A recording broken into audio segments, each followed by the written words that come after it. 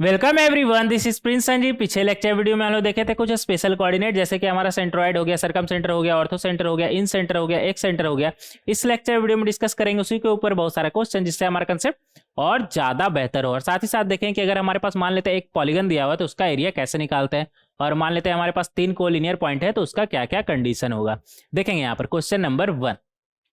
Question number 1 में हमसे क्या बोल रहा है, ये इरेजर कहाँ से आ गया यार, पेन होना चाहिए ना। हाँ, find the centre of circle touching the coordinate axis and the line 3x + 4y = 12 in the first point. तो सबसे पहले यहाँ पर ये हम एक्स वाई एक्सिस ड्रॉ कर लेते हैं। यहाँ पर ये रहा एक्स एक्सिस और ऊपर तक कर लेते हैं ना, ये रहा वाई एक्सिस। और यहाँ पर क्या बोला है कि कोऑर्डिनेट एक्सिस को टच कर रहा है और 3x + 4y = 12 को टच कर रहा है। तो 3x + 4y = 12 हम कैसे ड्रॉ करेंगे? अगर यहाँ पर हम x को 0 मान ले तो y का वैल्यू कितना आ रहा है हमारा 3, और यहाँ पर y का वैल्यू 0 रखे तो x का वैल्यू हमारा कितना आएगा 4। तो ये हो गया 4, 0। तो ये x एक्सिस को कहाँ पर कट कर रहा है हमारा 4, 0 पे। और ये पता कैसे चला कि 4, 0 पे कट कर रहा है? एक्स एक्सिस को जहां भी कट करेगा उसका ऑर्डिनेट हमारा क्या होगा 0, मतलब y का वैल्यू 0, तो y का वैल्यू 0 रखिए तो x का वैल्यू आपको मिल जाएगा क्या 4। इसी तरह y एक्सिस को जहां पर भी कट करेगा उस पॉइंट का एब्सिसा हमारा कितना होगा, मतलब x का वैल्यू हमारा कितना होगा 0, तो वहां से आपको y का वैल्यू मिल जाएगा 3। तो ये पॉइंट हो गया हमारा 3, 0, और इन दोनों को मिला देते हैं तो ये हमारा बन गया लाइन। ये सीधा नहीं हुआ ना,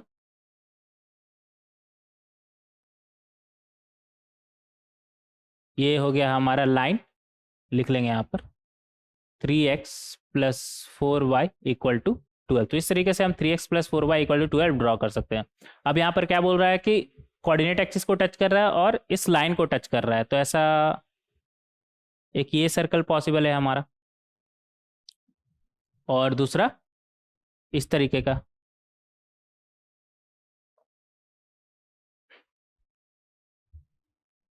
इस तरीके का यहाँ पर मान लेते हैं इसे टच कर रहा है और इधर इसे ऐसे टच करते निकल जा रहा है। ये तो एग्जैक्ट अच्छा सा नहीं बन रहा है, तो इसका सेंटर मान लेते हैं हम। अच्छा, ये क्या बन गया है यार, ये तो इन सेंटर हो गया ना हमारा, ये तो इन सेंटर हो गया और ये एक सेंटर हो गया एक तरह से। अगर इसे हम ए मान ले, ओरिजिन को 0, 0, इसे बी मान ले और इसे सी मान ले, तो ये ए बी सी ट्राइंगल का इन सेंटर हो गया ना हमारा, इन सर्कल हो गया। और ये एक्स सर्कल हो गया, तो ये एक्स सेंटर हो गया हमारा एक तरीके से। ए क्या पॉइंट है ना, तो इसका नाम देते हैं आइए। तो एक तरीके से हमें इन सेंटर और एक्स सेंटर निकालना है यहाँ पर, ठीक है। यहाँ पर इन सर्कल और एक्स सर्कल ड्रॉ हो रहा है, तो इन सेंटर और एक्स सर्कल हमें निकालना है, और जिसके लिए हमें अगर फॉर्मूला पता हो तो डायरेक्ट हम आसानी से बहुत निकाल सकते हैं इसे। और साइड लेंथ तो हमें पता नहीं है तो निकाल लेंगे। ये साइड लेंथ हमारा कितना हो जाएगा, मतलब ए बी कितना हो जाएगा हमारा 4 है ना, तो ये 4 हो गया हमारा, और ये 3 हो जाएगा हमारा। अच्छा, ये उल्टा लिख दिया ना, 0, 3 था ये, एक्स की जगह पे 0 रखेंगे तो 3 आ रहा था हमारा, तो ये हो जाएगा हमारा 3। ये साइड लेंथ हमारा कितना हो गया 3, मतलब ए सी का वैल्यू क्या हो गया 3। इसी तरह बी सी का वैल्यू आप कैसे निकालेंगे, बी सी हमारा कितना हो जाएगा 4 - 0 का होल स्क्वायर। डिस्टेंस फार्मूला से आप निकाल सकते हैं बहुत ही आसानी से, 0 - 3 का होल स्क्वायर।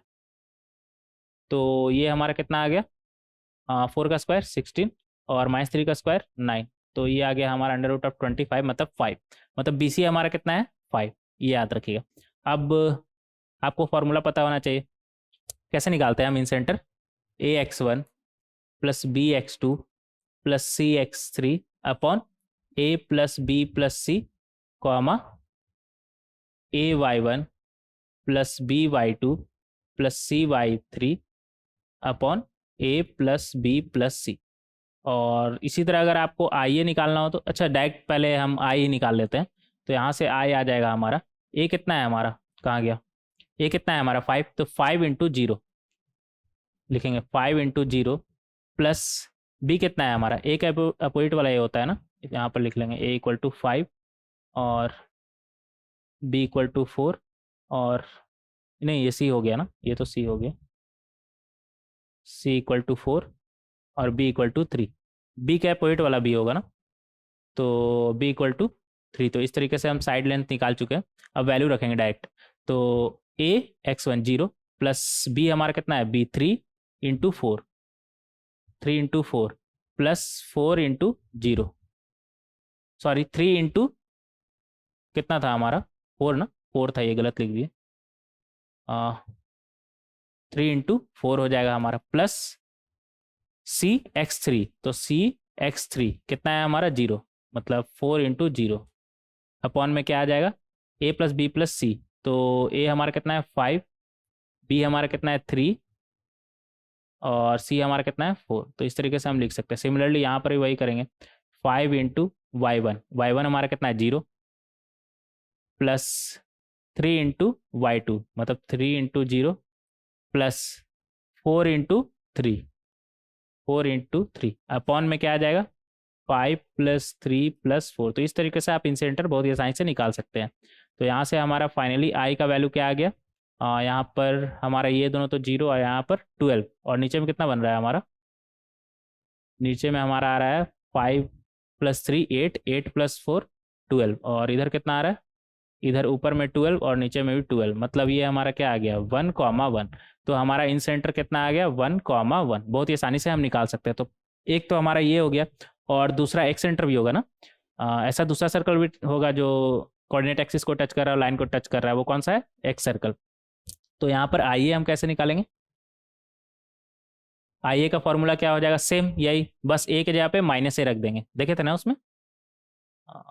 तो ये हमारा बन जाएगा C(x3) और नीचे में -a + b + c, और यहाँ पर ay1, sorry -ay1 + by2 + cy3 upon -a + b + c। ये फॉर्मूला आपको याद होना चाहिए, नहीं तो फिर कैसे सॉल्व करिएगा, बहुत ही मुश्किल हो जाएगा फिर। तो यहाँ से ये आ गया हमारा आइए, और सब कुछ सेम ही है ना, बस यहाँ पर 5 के जगह पे -5 रख देंगे। तो -5 × 0 प्लस 3 × 4 प्लस क्या है हमारे पास 4 × 0, और नीचे में अलग से ही कर लेते हैं यार, एक स्लाइड ऐड कर लेते हैं ना, बहुत ही ज़्यादा लिख दिए यहाँ पर, एक सेकंड रुकिएगा बस।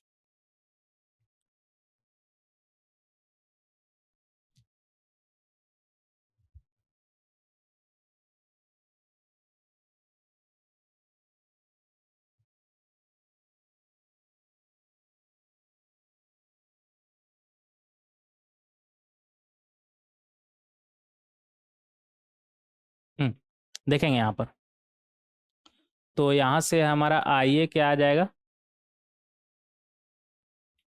यहाँ से आइए हमारा क्या आ जाएगा, जहाँ बस जहाँ जहाँ 5 है वहाँ पर क्या रख देंगे -5, मतलब ए की जगह पे -a रख देंगे। तो ये हमारा बनेगा -5 × 0 प्लस क्या था हमारा 3 × 4, 3 × 4 प्लस 4 × 0, और नीचे में -5 प्लस 3 + 4, 3 + 4। तो बहुत ही आसानी से हम निकाल सकते हैं। और यहाँ पर क्या हो जाएगा हमारा, 5 की जगह पे -5 रखेंगे, तो ये बनेगा -5 × 0 प्लस 3 × 0, 3 × 0 प्लस 4 × 3, और डिनोमिनेटर में हमारा क्या आएगा -5 प्लस 3 + 4। तो इस तरीके से बहुत सी आसानी से हम आइए निकाल सकते हैं। तो ये हमारा फाइनली क्या आ गया यहाँ से, ऊपर में 12 और नीचे में 2, और यहाँ पर भी 12 और नीचे में कितना आएगा 2, ठीक है। तो इस तरीके से बहुत ही आसानी से निकाल सकते हैं। तो ये हमारा कितना आ गया 6,6।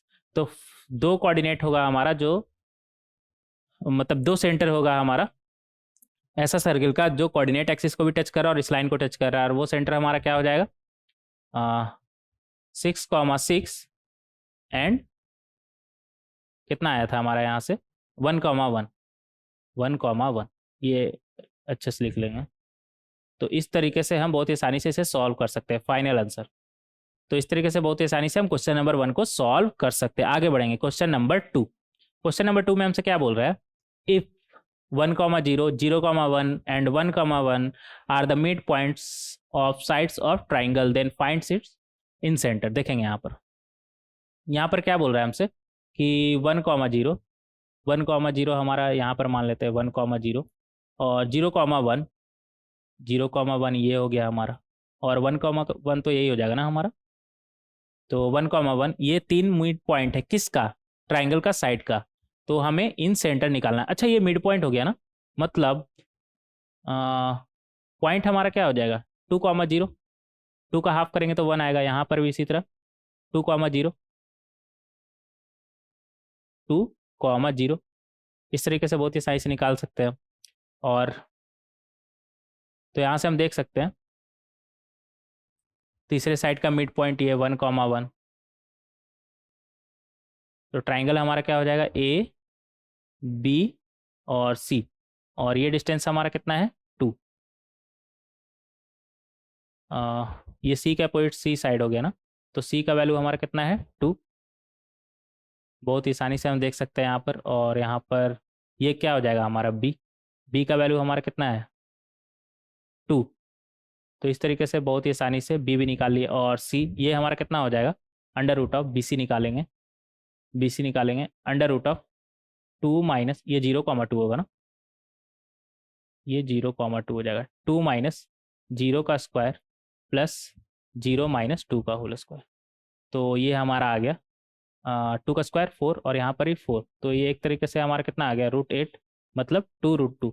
तो बी सी हमारा कितना है 2√2। तो ए का वैल्यू हमारा क्या आ गया 2√2। हमें कोऑर्डिनेट पता है और साइड लेंथ पता है, इन सेंटर बहुत ही आसानी से नहीं निकाल लेंगे, बहुत ही आसानी से निकाल लेंगे। कैसे, ये 1,1 था ना हमारा, 1,1 इन सेंटर बहुत ही आसानी से निकाल लेंगे। इन सेंटर हम कैसे निकालते हैं, ये हमारा कितना है 0,0 ऑरिजिन है।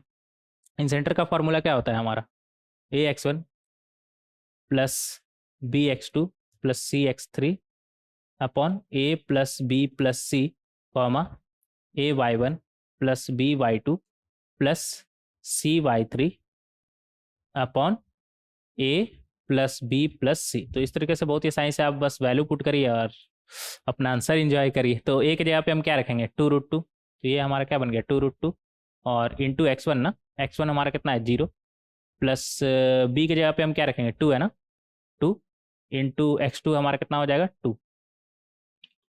प्लस c x3, तो c हमारा 2 है और x3 हमारा कितना है 0, तो 2 into 0 upon a plus B plus C, तो 2√2, b कितना है हमारा 2 और c कितना है वो भी 2 है। तो इस तरीके से बहुत ही आसानी से निकाल सकते हैं।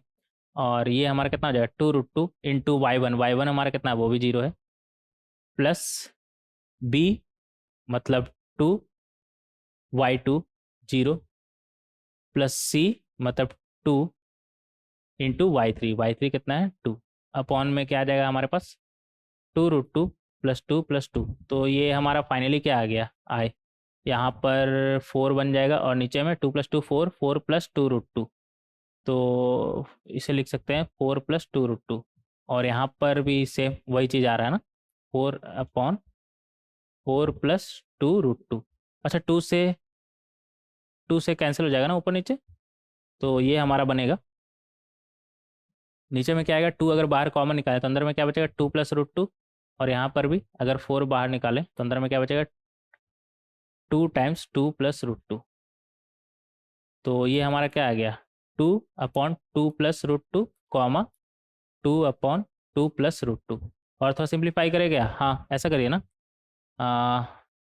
नीचे में अगर 2 माइनस √2 से मल्टीप्लाई कर दिए तो कितना बन जाएगा a प्लस बी, कर ही देते हैं यहाँ पर एक और स्टेप हो जाएगा, उस पर क्या है 2 माइनस √2, यहाँ पर भी 2 माइनस √2, ऊपर नीचे दोनों से मल्टीप्लाई कर दिए और नीचे में 2 प्लस √2 और 2 माइनस √2, 2 माइनस √2। तो ये हमारा क्या आ जाएगा ऊपर में 2 और नीचे में 4 माइनस √2 का स्क्वायर कितना होता है 2 और ऊपर में 2 माइनस √2, और यहाँ पर भी अगेन सेम, तो यहाँ पर 4 माइनस 2 और ऊपर में 2 माइनस √2। तो ये हमारा क्या आ गया 4 माइनस 2 2 हो जाता है, तो ये कैंसिल और ये भी कैंसिल। तो फाइनली हमारा क्या आ गया 2 माइनस √2 कॉमा 2 माइनस √2। तो इस तरीके से बहुत ही आसानी से आप यहाँ पर इन सेंटर निकाल सकते हैं। तो इन सेंटर यहाँ पर लिख लेंगे अच्छे से 2 माइनस √2, 2 माइनस √2, बहुत ही आसानी से आप निकाल सकते हैं आंसर। ये था हमारा क्वेश्चन नंबर 2। नेक्स्ट देखेंगे क्वेश्चन नंबर 3। क्वेश्चन नंबर 3 में हमसे क्या बोल रहा है, ABC दिया हुआ है, ठीक है, मतलब ट्राइंगल का तीनों कोऑर्डिनेट हमें दिया हुआ है, ठीक है, और क्या बोल रहा है हमसे फाइंड इट्स सरकम सेंटर। तो सरकम सेंटर के लिए हमें पता है क्या होता है, हमारा परपेंडिकुलर बाइसेक्टर का इंटरसेक्शन। तो परपेंडिकुलर बाइसेक्टर का इंटरसेक्शन हम कैसे निकालेंगे, किसी भी दो परपेंडिकुलर बाइसेक्टर का देख लीजिए कि कहाँ पर इंटरसेक्ट कर रहा है। लेकिन अभी हम परपेंडिकुलर बाइसेक्टर ये सब निकालना, भी इक्वेशन वगैरह तो ये सब सीखे नहीं है, तो जितना हमें पता है उसी हिसाब से निकालेंगे। तो अभी हमें कितना पता है, सबसे पहले ट्राइंगल ड्रॉ कर लेंगे। यहाँ पर ट्राइंगल ड्रॉ कर लीजिए यहाँ पर। तो ए बी सी, और सरकम सेंटर का बात कर रहा है ना, तो सर्कल भी ड्रॉ कर लीजिए। कुछ इस तरह का होगा सर्कल है हमारा, ठीक है। सर्कल तो अच्छा से ड्रॉ नहीं हुआ, लेकिन आप समझ जाएगा। तो इसका सेंटर ही पूछ रहा है ना, तो इसका सेंटर हम मान लेते हैं अल्फा कॉमा बीटा मान लीजिए, ठीक है। अब ए कोऑर्डिनेट हमें पता है ना, -2 कॉमा -3, और ये कितना हो जाएगा -1 कॉमा 0, और सी कितना हो जाएगा हमारा 7 कॉमा -6। तो एक तरीका तो ये परपेंडिकुलर बाइसेक्टर का इक्वेशन निकाल लीजिए, उसका देख लीजिए पॉइंट ऑफ इंटरसेक्शन क्या आ रहा है। दूसरा तरीका जिससे हम सॉल्व करेंगे इसे, वो ये हमारा कितना हो जाएगा, रेडियस के बराबर, और सॉरी इसका नाम देते हैं, क्या नाम दे, ओ ही रहने देते हैं, ठीक है। तो ओ भी हमारा क्या हो जाएगा, रेडियस, और ओ सी भी हमारा क्या हो जाएगा, रेडियस। और ओ ए हम निकाल सकते हैं कैसे, देखेंगे यहाँ पर। ओ ए हमारा कितना हो जाएगा, अल्फा माइनस माइनस +2 हो जाएगा, +2 का whole square, plus beta minus minus +3 हो जाएगा, इसका स्क्वायर। तो ये हमारा बनेगा अल्फा स्क्वायर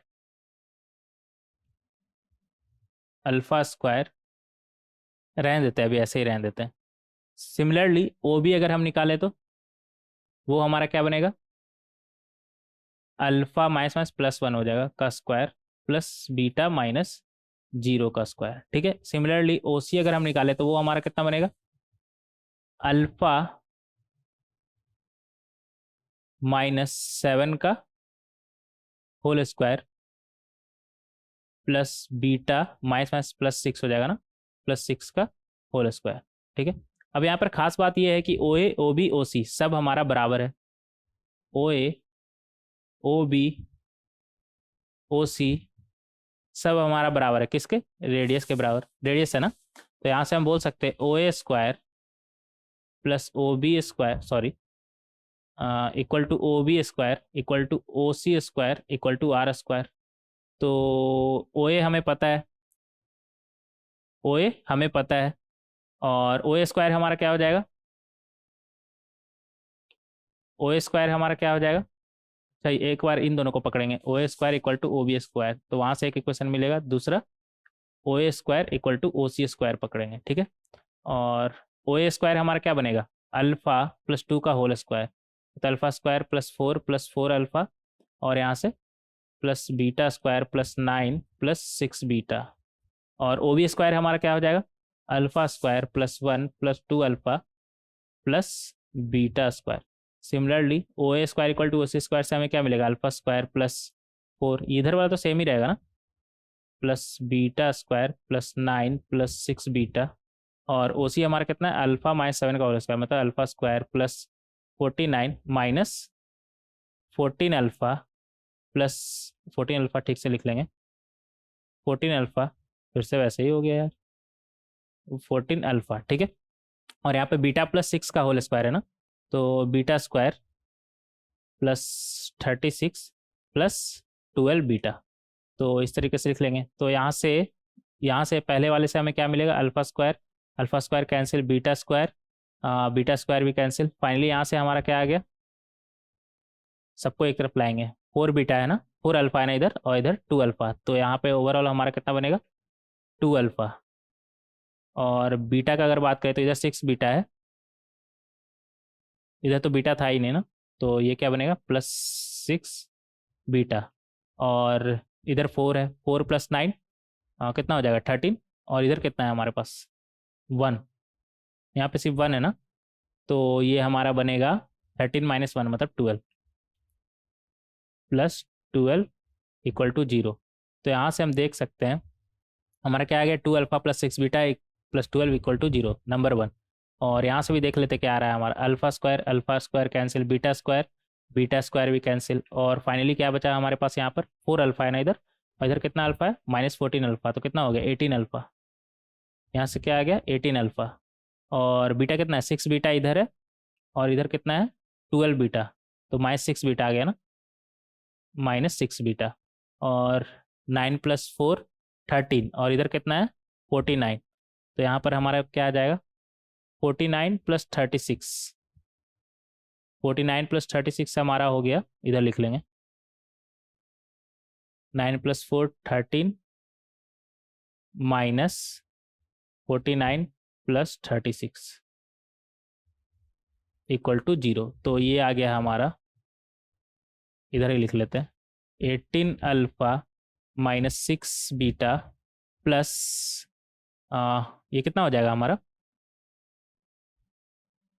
85 ना, ये 85 हो जाएगा हमारा, 85 मतलब 13 - 85, और 13 - 85 हमारा कितना हो जाएगा 13 - 85 आपका हो जाएगा, 85 में 3 माइनस करिए कितना हो गया 82, और 10 और माइनस करिए तो कितना हो गया 72, और माइनस साइन भी आएगा ना, तो इधर माइनस साइन मतलब -72। इस तरीके से बहुत ही आसानी से आप लिख लेंगे। ये हो गया आपका नंबर 2। अब ऐसा करिए ना, नंबर वन और नंबर 2 को जोड़ दीजिए, तो यहाँ से आपका क्या आ जाएगा 2 अल्फा प्लस कितना है हमारा 6 बीटा प्लस 12 = 0, ये 12 अच्छे से लिख लेंगे। और यहाँ पर क्या है 18 अल्फा -6 बीटा -72 = 0। तो यहाँ से अगर इन दोनों को हम जोड़े तो ये कितना आ जाएगा 18 + 2 20 अल्फा, और यहाँ पर ये तो 0 ही हो गया, और यहाँ पर ये आ गया हमारा -16 = 0। तो यहाँ से अल्फा का वैल्यू हमारा क्या आ गया 3। अब अल्फा का वैल्यू 3 आ गया, किसी भी एक इक्वेशन में रख दीजिए तो आपका बीटा का वैल्यू निकल के आ जाएगा। यहाँ पर लिखेंगे पुट अल्फा = 3, मान लेते हैं इक्वेशन 1 में ही रखते हैं, ठीक है, इन 1। तो यहाँ से हमारे पास आ जाएगा 2 × 3 + 6 बीटा प्लस 6 बीटा प्लस 12 = 0। तो यहाँ से बीटा का वैल्यू आपका क्या आ जाएगा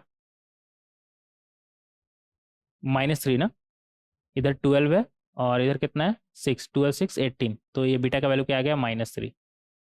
तो इस तरीके से बहुत ही आसानी से निकाल सकते हैं। तो ये जो आपका पॉइंट है वो कितना आ गया 3, -3। तो इस तरीके से बहुत ही आसानी से आप यहाँ पर इसे निकाल सकते हैं आंसर।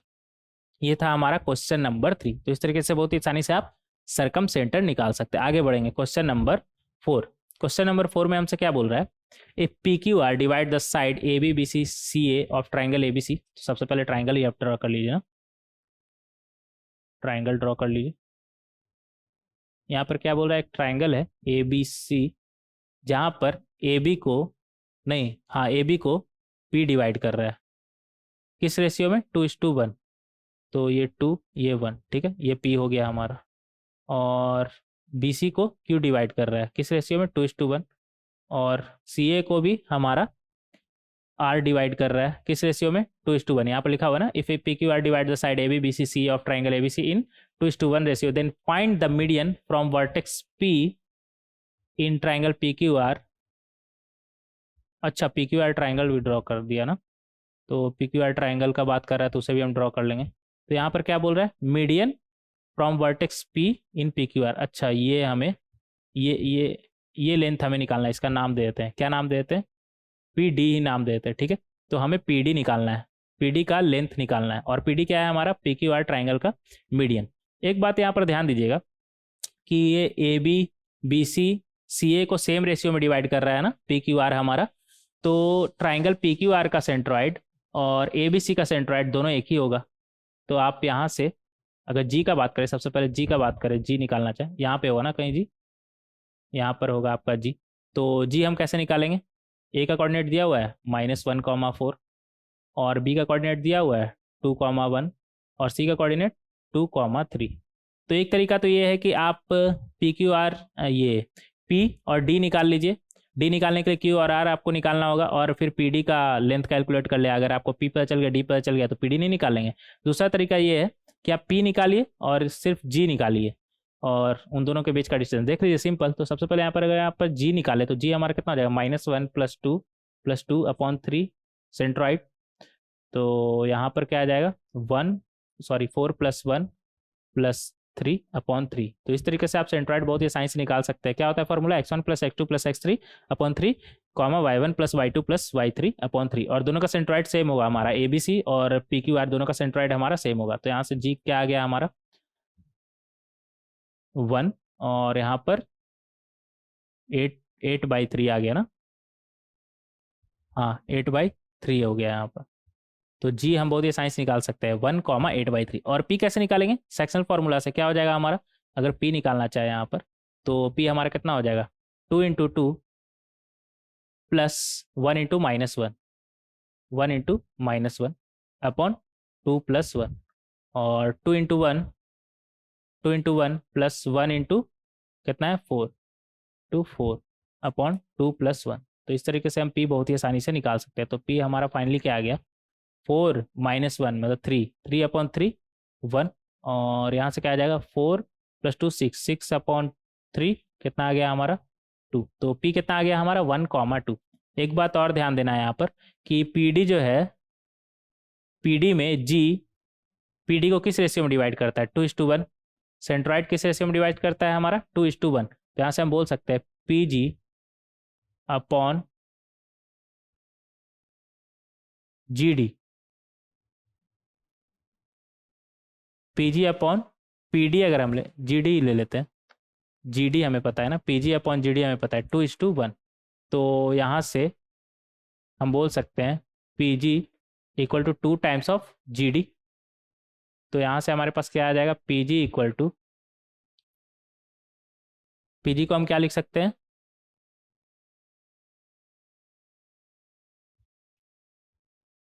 पीजी को पीजी रहने देते हैं, ठीक है। और जीडी हमारा कितना हो जाएगा, पीडी - पीजी। तो इस तरीके से बहुत आसानी से हम निकाल सकते हैं यहाँ पर पीजी अपॉन जीडी हमारा 2:1 हो जाएगा। तो यहाँ से हमारे पास क्या आ गया, पीजी = 2 टाइम्स ऑफ जीडी, और यहाँ पर जीडी की जगह पे हम क्या रख रहे हैं, पीडी - पीजी रख सकते हैं, पीडी - पीजी। तो यहाँ से हमारे पास क्या आ गया, PG = 2 times of PD - 2 times of PG. तो यहाँ से हमारे पास आ गया पीडी = 2 + 1 3 टाइम्स ऑफ पीजी, और सॉरी 2 टाइम्स ऑफ पीडी ना। तो पीडी का वैल्यू हमारा क्या आ गया, 3/2 टाइम्स ऑफ पीजी। तो अगर हमें पीजी पता चल गया तो पीडी आराम से हम निकाल सकते हैं यहाँ पर से, इसे नोट करके लिख लीजिएगा। पीडी हमारा कितना हो जाएगा, 3/2 टाइम्स ऑफ पीजी, ठीक है। बहुत ही आसानी से निकाल सकते हैं, हमें बस पीजी निकालना है। पी पता है हमें, जी पता है हमें, तो पीजी नहीं निकालेंगे।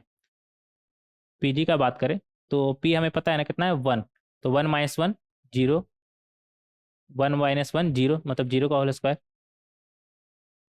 और +2 - 8/3, 2 - 8/3 का होल स्क्वायर। तो ये हमारा कितना आ जाएगा, 0 का होल स्क्वायर, और यहाँ पर -2/3 का होल स्क्वायर मतलब 4/9। तो ये कितना आ गया हमारा 2/3 ना, 2/3 आ गया हमारा।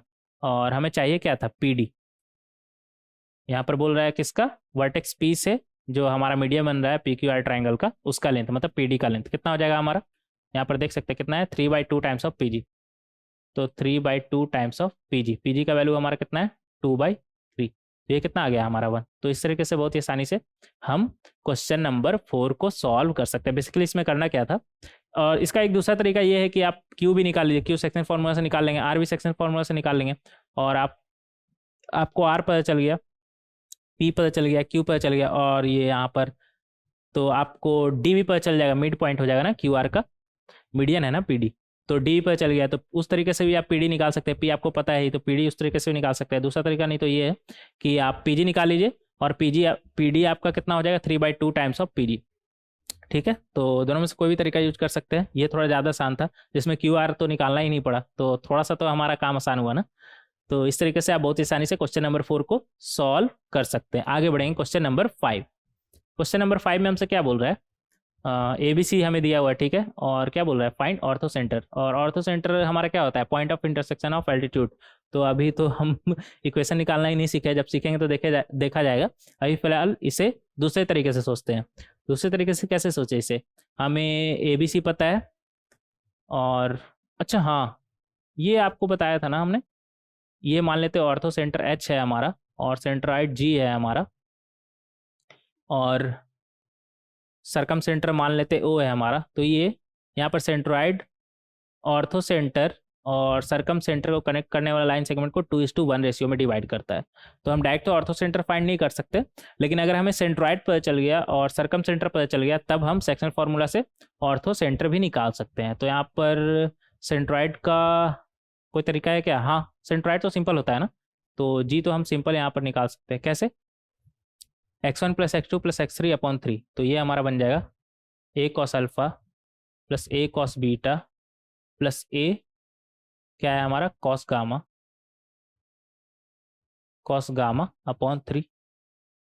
सिमिलरली यहाँ पर क्या आ जाएगा, ए sine alpha plus A sign beta plus A sign gamma upon three. और ये हो गया हमारा सेंट्रॉइड। अब सरकम सेंटर का बात करें तो सरकम सेंटर हम कैसे निकालेंगे? कुछ दिख रहा है क्या यहाँ पर? अच्छा, एक चीज हमें दिख गया। क्या? आप यहाँ पर देखिए, ओरिजिन से ए बी सी तीनों का डिस्टेंस हमारा सेम है। तो अगर यहाँ पर हम triangle A B C draw कर लें, तो यहाँ पर हम देख सकते हैं ओरिजिन से तीनों का डिस्टेंस सेम है, मतलब 0,0 से। कैसे कैसे पता चला वो बाद में देखेंगे। सबसे पहले ये देख लेते हैं कि ओरिजिन से इन तीनों का डिस्टेंस सेम है, और इन तीनों का डिस्टेंस सेम है, मतलब ये क्या है हमारा रेडियस किसका? सरकम सर्कल का। सरकम सर्कल का रेडियस मतलब 0,0 क्या है इसका? सरकम सेंटर। और सरकम सेंटर हमें पता चल गया, और डिस्टेंस कैसे कैसे सेम है हमें पता कैसे चला? सबसे पहले यहाँ पर ड्रॉ कर लेंगे, 0,0 से इसका डिस्टेंस सेम है। और पता कैसे चला? 0,0 से डिस्टेंस निकाल के देख लीजिए, सिंपल।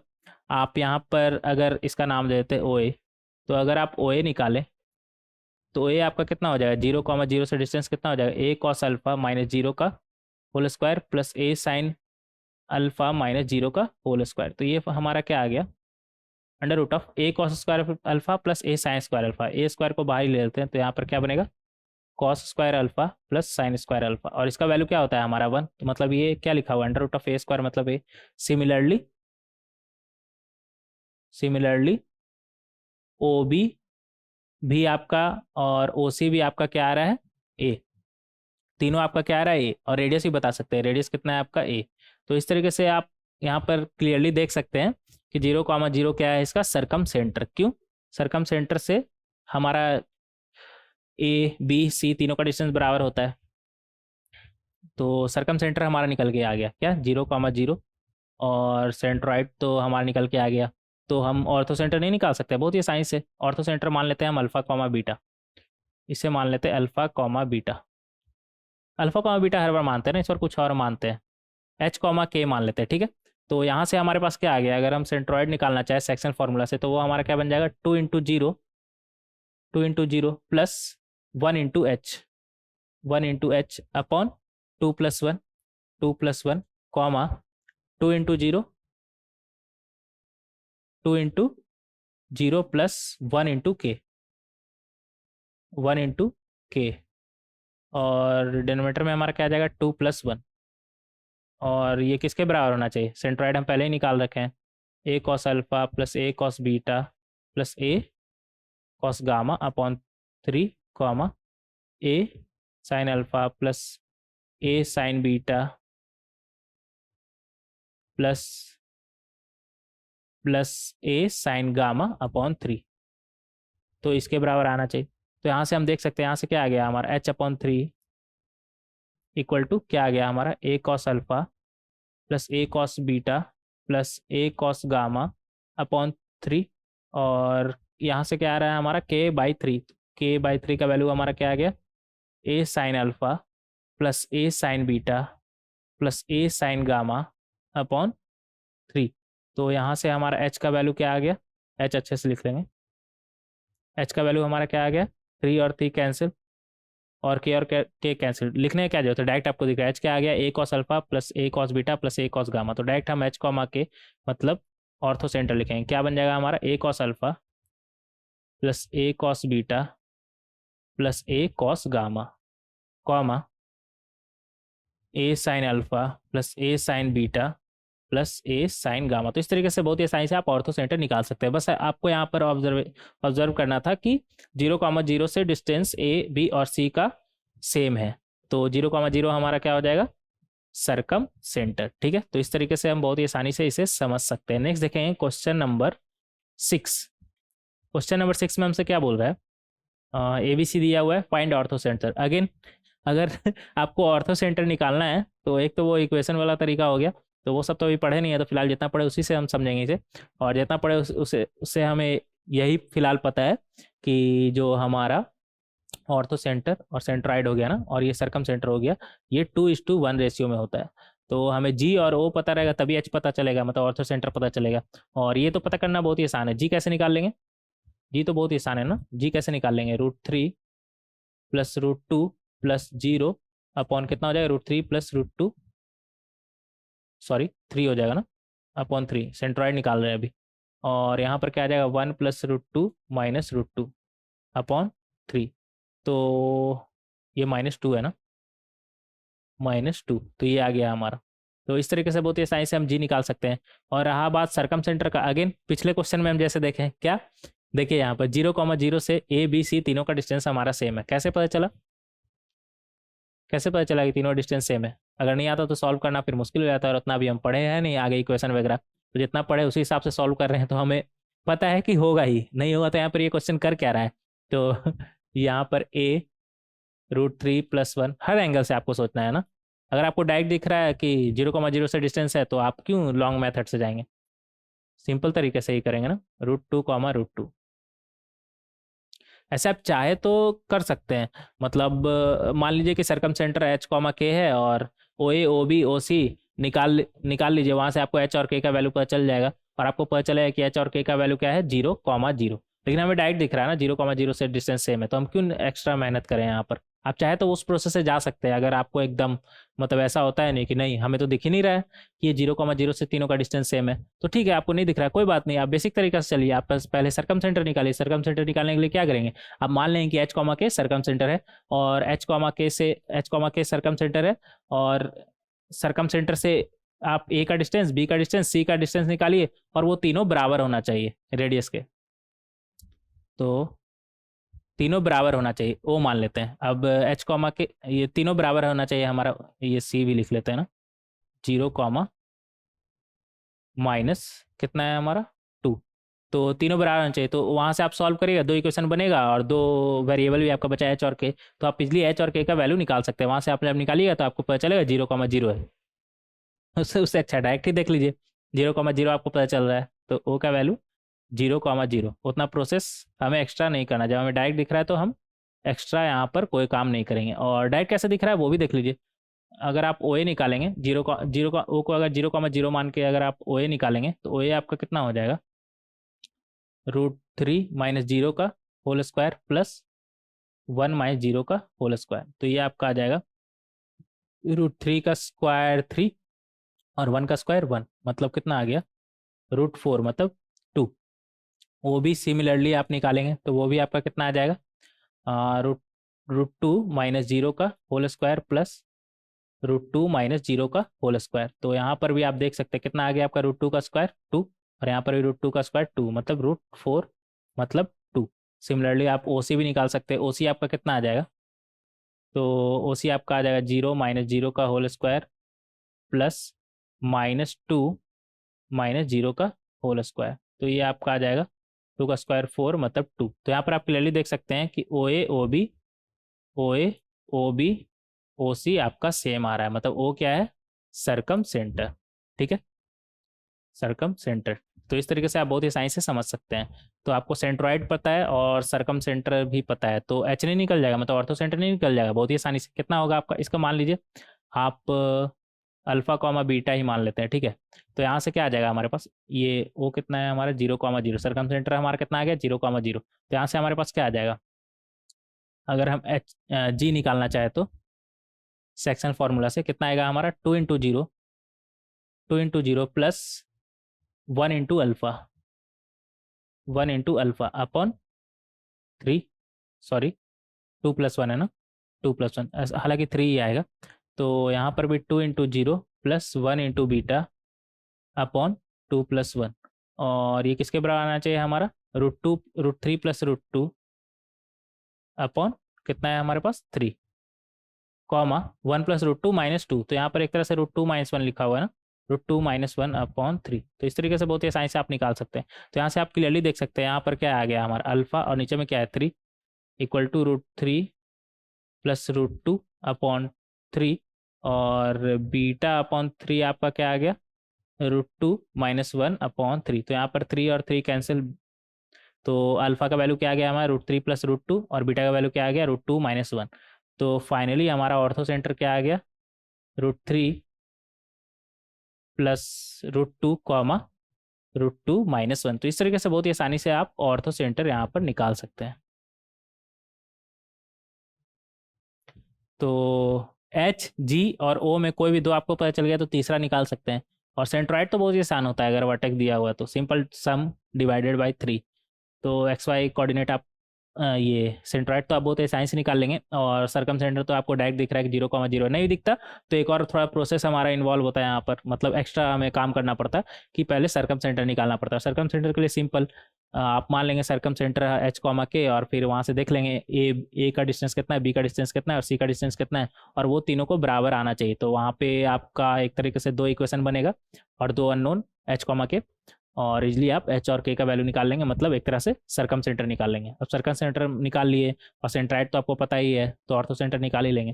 लेकिन इस केस में तो आपको डायरेक्ट दिख रहा है कि 0,0 से ए, बी और सी तीनों का डिस्टेंस सेम है, मतलब 0,0 क्या है यहाँ पर, circumcentre A B C triangle का। आगे बढ़ेंगे क्वेश्चन नंबर 7।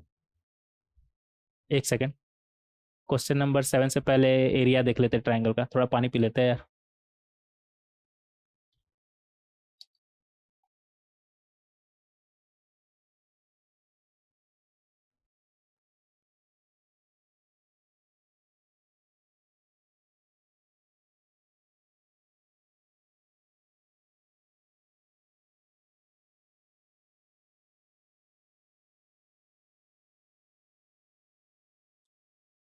ट्राइंगल का एरिया तो ऐसे वैसे हम डिटर्मिनेंट में देख चुके थे ना कैसे निकालते हैं, फॉर्मूला तो लिखा हुआ है सामने, डिटर्मिनेंट में तो ये सब देखे ही थे ना।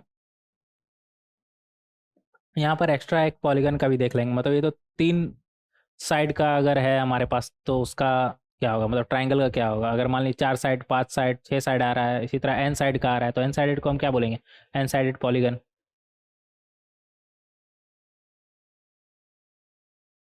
पॉलीगन मतलब मेनी साइडेड।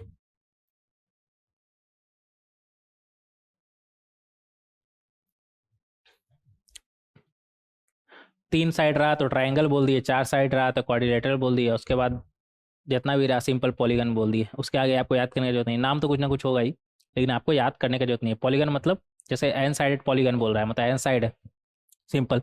तो ट्राइंगल का तो एरिया हम पहले ही देख चुके थे ना, क्या होता है हमारा, determinant of x1 x2 x3 y1 y2 y3 और 1 1 इस तरह से निकाल लेंगे डिटर्मिनेंट, और मॉड लगाना नहीं भूलेंगे, क्योंकि एरिया हमारा पॉजिटिव होता है ना, तो यहाँ से हो सकता है आपका नेगेटिव वैल्यू भी दे दे, तो मॉड लगाना आप नहीं भूलिएगा। और x1 x2 x3 y1 y2 y3 क्या है हमारा कोऑर्डिनेट, ठीक है। तो इस तरीके से बहुत ही आसानी से आप ट्राइंगल का एरिया निकाल सकते हैं। अच्छा, ये इस तरीके से भी इसे लिखते हैं, इसका क्या मतलब है देखिएगा। यहाँ पर हम क्या करेंगे, जैसे मान लेते हैं हमारा कोऑर्डिनेट है x1 y1 x2 y2 और x3 y3, तो हम इस तरह से लिखेंगे x1 y1 x2 y2 x3 y3, और जहाँ से शुरू किए वही एक बार रिपीट करेंगे। कहाँ शुरू किए थे x1 y1 से, तो एक बार x1 y1 भी हम यहाँ पर लिखेंगे, और ये मॉड लगाना ना भूले, और हाफ ये सब नहीं भूले, ठीक है। और ये इसे लिखते कैसे हैं, मतलब इसे ओपन करके कैसे लिखेंगे देखेंगे। यहाँ पर एरिया हमारा क्या आ जाएगा, मॉड लगाना ना भूले, हाफ, और इसे ओपन कैसे करते हैं देखेंगे। यहाँ पर ये हमारा बनेगा x1 y2 minus x2 y1 plus x2 y3 minus x3 y2 plus x3 y1, अच्छे से लिखेंगे, x3 y1 minus x1 y3, और इसे क्लोज कर देंगे। और ये मॉड लगाना ना भूले। ये तो काफ़ी आगे तक निकल गया ना, कोई बात नहीं। तो इस तरीके से आप बहुत ही आसानी से इसे ओपन कर लेते हैं। अब मान लेते हैं कि हमारा क्वाड्रिलेटरल रहता तो एक पॉइंट और जुड़ जाता ना, जैसे यहाँ पर इसी में जोड़ देते हैं। मान लेते हैं हमारा 4 पॉइंट रहता है, यहाँ पर नहीं, अलग से ही कर लेंगे इसे। मान लेते हैं हमारे पास 4 पॉइंट रहता है, x1 y1 x2 y2 और x3 y3 x4 y4। तो उसका हम कैसे निकालते हैं? सिंपल, देखिएगा यहाँ एरिया हमारा क्या हो जाता, सेम हाफ। यहाँ पर क्या बन जाता, x1 y1 x2 y2 x3 y3 और x4 y4 भी है ना, तो x4 y4। और जहाँ से शुरू किए ना, कहाँ से शुरू किए थे, x1 y1, तो यहाँ पर x1 y1 लिख देंगे। ठीक है, सिंपल। और इसे ओपन करना आपको आता है, इसे ओपन करना आता है, क्या करेंगे उसके लिए, x1 y2 minus x2 y1 x2 y3 minus x3 y2 x3 y4 minus x1 y3 x4 y3 plus x4 y1 minus x1 y4। तो इस तरीके से बहुत ही यहाँ पर बस क्या जुड़ जाता है हमारा, अच्छा यहाँ पर है नहीं, अलग से देख लेंगे हम। तो इस तरीके से बहुत ही आसानी से आप निकाल सकते हैं। तो इसका लिख ले, क्या लिख ही लेते हैं यार, हाफ लिख लेते हैं, आपको आसान से समझ में आ जाए। क्या बनेगा हमारा, x1 y2 minus x2 y1 2y1 plus x2 y3 minus x3 y2 plus, कहाँ तक थे हम, 2 तक हो गया ना, हाँ 3 plus x3 y4 minus x4 y3 और यहाँ तक हो गया, plus x4 y1 minus x1 y4। तो इस तरीके से आप बहुत ही आसानी से निकाल सकते हैं, और मॉड लगाना ना भूले, एरिया है ना, तो एरिया पॉजिटिव होना चाहिए। तो इस तरीके से बहुत ही आसानी से आप निकाल सकते हैं। तो ये तो हमारा क्वाड्रिलेटरल के लिए हो गया। इसी तरह अगर मान लेते हैं कि एन साइडेड पॉलीगन है, तो उसके लिए हम क्या करेंगे, सिंपल, जहाँ तक पॉइंट है ना वहाँ तक सिंपल इस तरह से लिखते जाएं, x1 y1 x2 y2 x3 y3 x4 y4। और कहाँ तक, जहाँ तक हमारा पॉइंट है, मान लेते हैं 6 तक है तो x6 तक जाइए, n तक है तो xn तक जाइए तो xn yn। और जहाँ पे शुरू किए थे ना उसे नहीं छोड़िएगा, उसे रिपीट करिएगा, x1 y1 लास्ट में लिख दीजिए। ठीक है, और इसे निकालने के लिए आप क्या करेंगे, लिखेंगे यहाँ पर, यहाँ से हमारा क्या आ जाएगा, हाफ, और यहाँ पर हमारा क्या आ जाएगा, x1 y2 minus x2 y1, इधर नहीं इधर, प्लस यहाँ पर क्या आ जाएगा, x2 y3 minus x3 y2। और इसी तरह रिपीट करते हुए चले जाएंगे, और लास्ट में हम क्या लिखेंगे, xn y1 minus x1 yn। Question करेंगे ना तो और कंसेप्ट यहाँ पर क्लियर होगा आपका। तो इस तरीके से बहुत ही आसानी से हम इसे ओपन कर सकते हैं। तो इस तरीके से ओपन कर सकते हैं, और x1 x2 x3 y1 y2 y3 सबका वैल्यू रखिए, तो आपको एरिया मिल जाएगा पॉलीगन का। क्वेश्चन करेंगे कुछ इसके ऊपर, देखेंगे यहाँ पर हमसे क्या बोल रहा है, find the area of quadrilateral whose vertices are A B C D. अच्छा, यहाँ पर एक चीज़ ये भी ध्यान रखिएगा कि ये हमारा ऑर्डर में हो, ठीक है, x1 x2 x3, आप मतलब ऑर्डर ही नहीं गड़बड़ा दे। 3 के लिए तो कोई ऑर्डर मैटर नहीं करता है, क्योंकि सबको एक साथ जोड़ेंगे तो ट्रायंगल ही बनेगा। तो इस बात का ध्यान रखिएगा, ऑर्डर ध्यान रखिएगा कौन किससे ज्वाइन हो रहा है। तो ये क्या था हमारा, एरिया ऑफ पॉलीगन देख लिए। हाँ, यहाँ पर क्या बोल रहा है हमसे, जैसे यहाँ पर ये पॉलीगन बना ही लेते हैं ना, जैसे मान लेते हैं ये ऐसा ऐसा आ रहा है। तो याद रखिएगा, ये A B C D, x1 comma y1 x2 comma y2 x3 comma y3, इस तरह से चलेगा। ठीक है, ऑर्डर में होना चाहिए, x4 कॉमा y4। तो आगे बढ़ेंगे, तो ये आपका क्या होगा, इसी तरह आपका चलते जा रहा है। ठीक है, इधर मान लेते हैं xn कॉमा yn है आपका, इसको ज्वाइन कर दिया, ये x1 कॉमा y1। ठीक है, इस तरफ आ गया हमारा। तो इस तरीके से आप बहुत ही आसानी से समझ सकते हैं। तो हम डायरेक्ट क्वेश्चन करेंगे इसके ऊपर। जैसे यहाँ पर देखिएगा, इस क्वेश्चन में हमसे क्या बोल रहा है, find the area of quadrilateral whose vertices are A B C D taken in that order. तो ऑर्डर में हमें दिया हुआ है, तो सिंपल हम इसे ड्रॉ कर लेंगे। तो ये हो गया हमारा ए, बी, सी और डी। ए कितना बोल रहा है हमारा 3,2, और बी कितना बोल रहा है हमारा 5,-2। अच्छा, ये बी किसी भी एंगल से आपको बी दिख रहा है क्या? ये तो बी बिल्कुल नहीं लग रहा है, ये बी बिल्कुल नहीं लग रहा था। अब ठीक है, थोड़ा 1,-3, और ये डी कितना है हमारा -4,-1। अब इसका हमें एरिया निकालना है, ठीक है। तो एरिया तो आप डायरेक्ट फार्मूला यूज़ करेंगे तो बहुत ही ज़्यादा आसान रहेगा। नहीं तो दूसरा तरीका ये है ना कि आप इसे ऐसे ज्वाइन कर दे, तो ये दो ट्राइंगल हो गया, और ट्राइंगल का एरिया आपको निकालने आता है तो ये भी कर सकते हैं लेकिन हमें जब डायरेक्ट फार्मूला पता है तो हम डायरेक्ट यहाँ पर अप्लाई करेंगे, ये अपना दिमाग नहीं लगाएंगे। मतलब दो पार्ट में डिवाइड करके क्यों करना है यार, जब हमें डायरेक्ट फार्मूला पता है तो क्या हो जाएगा हमारा एरिया, हाफ कितना होता है हमारा 3, 2, इधर क्या लिखेंगे 5-2, और इधर क्या लिखेंगे 1-3, और इधर क्या लिखेंगे -4-1, और इधर क्या लिखेंगे जहाँ से शुरू किए थे, मतलब खत्म हो गया ना, तो अब जहाँ से शुरू किए थे वही। अच्छा, इधर ये कोऑर्डिनेटर में हम लिखे थे क्या? हाँ, कोऑर्डिनेटर में लिखे थे, ये ठीक है। तो 3-2 इस तरह से हम लिख देंगे, ठीक है। अब हमें एरिया निकालना है, तो उसके लिए हम क्या करेंगे, हाफ, और यहाँ पर क्या बनेगा, इन दोनों का मल्टीप्लिकेशन, तो कितना हो जाएगा -6, माइनस इन दोनों का मल्टीप्लिकेशन कितना होगा हमारा 10, प्लस इन दोनों का मल्टीप्लिकेशन कितना हुआ -15, माइनस इन दोनों का मल्टीप्लिकेशन कितना हुआ -2, तो माइनस माइनस +2 हो जाएगा ना। हाँ, और ये हो गया हमारा। अब इन दोनों का मल्टीप्लिकेशन -1, और माइनस इन दोनों का मल्टीप्लिकेशन 12, और प्लस ये हो गया हमारा, और इन दोनों का मल्टीप्लिकेशन -8, माइनस इन दोनों का मल्टीप्लिकेशन -3, तो माइनस माइनस +3 हो जाएगा। तो इस तरीके से बहुत ही आसानी से आप निकाल सकते हैं। तो ये आपका आ गया half, mod of half into यहाँ पर कितना आ गया -16, और यहाँ पर ये कितना हो जाएगा हमारा -13 ना,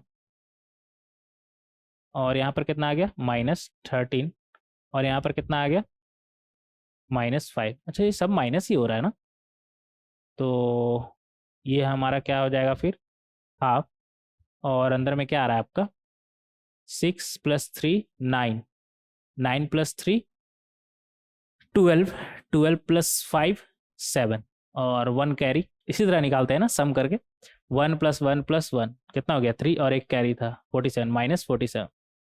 अच्छा, अगर मॉड नहीं लगाते तो ये -47/2 आ जाता है एरिया। एरिया कभी निगेटिव हो सकता है क्या? नहीं। तो ये हमारा फाइनली क्या आ गया 47/2। तो इस तरीके से एरिया आप बहुत ही आसानी से यहाँ पर निकाल सकते हैं। नहीं तो दूसरा तरीका ये है कि आप इसे दो ट्राइंगल में डिवाइड कर लीजिए, और फिर दोनों ट्राइंगल का अलग अलग एरिया निकाल लीजिए, और ट्राइंगल का एरिया आपको निकालना आता है, इस फॉर्मूला से निकाल लेंगे, ठीक है।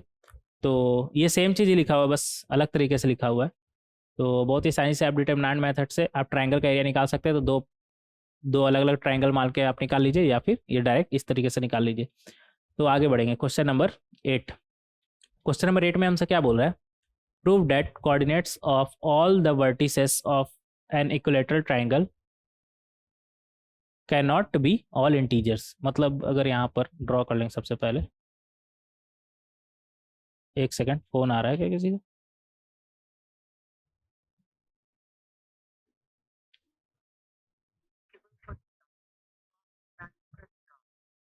ये क्या क्रेडिट कार्ड का आ रहा है? ये आते रहता है दिन भर। इस तरह कॉल से परेशान हो जाता है यार, बहुत कॉल आता है इस तरह का उल्टा सीधा। मतलब क्रेडिट कार्ड हो गया आपका, या फिर वो सब भी आता है ना, कहीं कुछ फ्लैट बन रहा है तो उसका एडवर्टाइजमेंट के लिए बहुत उल्टा सीधा कॉल आता है कंपनी का। ठीक है, आगे बढ़ेंगे। और बहुत डिस्टर्ब करता है ये, इसलिए तो ज़्यादातर टाइम हम साइलेंट करके रखते हैं। लेकिन होता क्या है ना कि फिर घर वाले का कॉल छूट जाता है, या फिर ऐसा कोई दोस्त वगैरह का कॉल रहा तो वो छूट जाता है, तो बहुत ही दिक्कत होता है इससे। अ, आगे बढ़ेंगे यहाँ पर।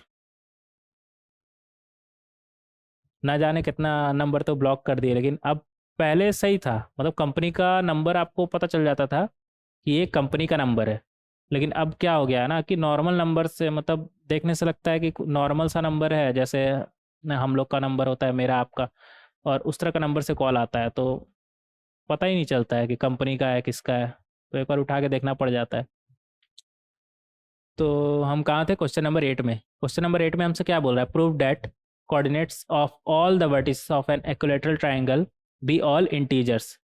तो इसे मान लेते हैं x1 कॉमा y1, दूसरा मान लेते हैं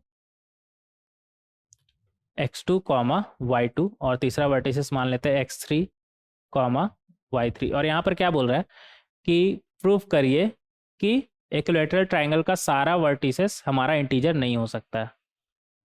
coordinates of all the vertices of an equilateral triangle can not be all integer, मतलब सारा वर्टिसेस हमारा इंटीजर नहीं हो सकता, मतलब x1 x2 x3 y1 y2 y3 सभी का वैल्यू इंटीजर नहीं हो सकता है। हमें ये साबित करना, कैसे साबित करेंगे, कैसे कैसे साबित करेंगे। एक तरीका तो ये है, एक तरीका क्या है जिससे हम साबित करने वाले हैं, एरिया हमें पता है। एरिया क्या होता है किसी भी ट्राइंगल का, half into determinant value of x1 x2 x3 y1 y2 y3 1 1 1। ठीक है, और हमें पहले से पता है इक्विलैटरल ट्रायंगल का एरिया क्या है, √3/4 ए स्क्वायर, मतलब √3/4 ए स्क्वायर, मतलब साइड का स्क्वायर। साइड कैसे निकालेंगे हम, जैसे ए से बी का आप डिस्टेंस निकाल लीजिए, कितना हो जाएगा हमारा, x1 माइनस x2 का whole square plus y2 minus y1 का होल स्क्वायर। ठीक है, ये हो गया। अब हम मान के चल रहे हैं कि सारा कोऑर्डिनेट इसका इंटीजर है, हम मान के चल रहे हैं कि सारा कोऑर्डिनेट इसका इंटीजर है। अगर सारा कोऑर्डिनेट इंटीजर हुआ तो इस डिटर्मिनेंट का वैल्यू हमारा क्या आ जाएगा, इंटीजर ही आएगा ना। हाँ, डिटर्मिनेंट का वैल्यू इंटीजर आएगा, और हाफ लगा हुआ है तो ज़्यादा से ज़्यादा ये रेशनल हो सकता है। अगर ये इवन हुआ तब तो ये हमारा इंटीजर आ गया, अगर ये ऑड हुआ तब ये हमारा इंटीजर तो नहीं, लेकिन रेशनल तो आएगा ही, रेशनल में तो कोई डॉट नहीं है, तो ये तो हमारा रेशनल ही आएगा। कब, जब x1 x2 x3 y1 y2 y3 सबको हम इंटीजर मान रहे हैं तब। और यहाँ पर हम देख सकते हैं कि x1 x2 x3 y1 y2 y3 अगर सब इंटीजर हुआ तो ये भी हमारा कैसा आएगा, रेशनल। ये भी कितना कैसा आएगा हमारा, रेशनल। रेशनल आएगा क्या, नहीं रेशनल नहीं आएगा, ये अंडर रूट है ना, लेकिन ए स्क्वायर था ना, तो ये अंडर रूट तो हट जाएगा यार। ये अंडर रूट कहाँ से आ गया, ये अंडर रूट हटा लीजिएगा, ए स्क्वायर है ना, √3/4 ए स्क्वायर, तो ये तो हमारा रेशनल ही आएगा, ये तो हमारा रेशनल ही आएगा, क्योंकि x1 x2 y1 y2 सब हमारा इंटीजर है, तो ये तो रेशनल ही आएगा कंफर्म है, इसमें कोई डॉट ही नहीं है। और अच्छे से बोला जाए तो ये तो इंटीजर ही आएगा नहीं, डायरेक्ट दिख रहा है इंटीजर ही आएगा। और 4 को मिला दे तब डॉट है, थोड़ा इंटीजर आएगा कि नहीं आएगा, लेकिन रेशनल आएगा, ये कन्फर्म है। और ये क्या है हमारा, √3/4 इरेशनल है। ये 4 को इस तरफ भेज देते हैं यार, 4 इस तरफ सही है। अब ये रेशनल हो गया हमारा, ये इसको एक साथ हम लेके चलते हैं, ठीक है। ये रेशनल हो गया हमारा, कंफर्म रेशनल होगा हमारा ये, क्योंकि x1 x2 y1 y2 सब हमारा इंटीजर है, तो ये तो रेशनल ही होगा, कोई डॉट ही नहीं कि ये इरेशनल होगा। और ये क्या है हमारा, √3 इरेशनल। और हमें पता है रेशनल और इरेशनल, मतलब रेशनल में अगर √3 मल्टीप्लाई करें तो ओवरऑल हमारा क्या बन जाएगा, इरेशनल। तो इस हिसाब से तो राइट हैंड साइड तो हमारा इरेशनल आ गया, और लेफ्ट हैंड साइड हमारा बोल रहा है रेशनल, ये तो पॉसिबल ही नहीं है। लेफ्ट हैंड साइड हमारा क्या है, रेशनल, मतलब हम डिटर्मिनेंट से अगर एरिया निकाल रहे हैं तो हमारा कैसा आ रहा है, रेशनल। और √3/4 ए स्क्वायर से एरिया निकाल रहे हैं तो वो हमारा कैसा आ रहा है, इरेशनल। मतलब हम सबको इंटीजर मान रहे हैं तब ऐसा हो रहा है, मतलब सारा कोऑर्डिनेट हमारा इंटीजर नहीं है। कॉन्ट्राडिक्शन लिखिएगा यहाँ पर, कॉन्ट्राडिक्शन। ऐसा शायद 10 तक करते थे ना, बहुत सारा सवाल को हम सॉल्व कर देते थे कॉन्ट्राडिक्शन से, जिसमें हमें साबित करना रहता था कि ये रेशनल है या रेशनल नहीं है, तो हम मान लेते थे कि ये रेशनल है, और आगे चल के उससे कुछ दिक्कत आया तो कॉन्ट्राडिक्शन हो जाता था हमारा, तो फिर बोलते थे नहीं ये रेशनल नहीं है, इस तरह का ना। तो यहाँ पर हम क्या मान के चले कि इंटीजर है, तो इंटीजर मानने से क्या प्रॉब्लम आ रहा है कि लेफ्ट हैंड साइड तो हमारा रेशनल आ रहा है, लेकिन राइट हैंड साइड इरेशनल आ रहा है, तो ये कॉन्ट्राडिक्शन हो गया हमारा। और कॉन्ट्राडिक्शन का तो सॉल्व करने में हम माहिर ही है ना, 10 तक उसी से बहुत सारे क्वेश्चन सॉल्व कर देते थे। तो contradict the fact that all the coordinates are integer, hence यहाँ पर लिखेंगे, 10th में लिखते थे ना, हेंस ऑल द कोऑर्डिनेट्स, लिखने में कितना अच्छा लगता था ना पहले, अब अच्छा नहीं लगता है। कोऑर्डिनेट्स हेंस, नहीं लिखेंगे यार, सिंपल हेंस आपको लिखना होगा, आप लिख लीजिएगा। हेंस के बाद क्या लिखिएगा, hence coordinates of all the vertices of an equilateral triangle cannot be all integer, लिख लीजिएगा, ठीक है। ये चीज़ यहाँ पर कॉपी पेस्ट चिपका दीजिएगा। तो तो इस तरीके से बहुत ही आसानी से हम साबित कर सकते हैं कि इक्विलेटरल ट्राइंगल का सारा वर्टिसेस कभी भी हमारा इंटीजर नहीं हो सकता, और ये आपको याद भी रखना है, ठीक है। कई बार डायरेक्ट इससे क्वेश्चन सॉल्व हो जाएगा आपका, ये आपको याद भी रखना है कि इक्विलेटरल ट्राइंगल का सारा वर्टिसेस का मतलब सारा कोऑर्डिनेट हमारा इंटीजर नहीं हो सकता। और आगे बढ़ेंगे क्वेश्चन नंबर 9। क्वेश्चन नंबर 9 में हमसे क्या बोल रहा है, if coordinates of vertices of triangle are rational number. पानी पी ले क्या यार, आज पता नहीं क्यों प्यास लग रहा है, इतना गर्मी बढ़ गया ना।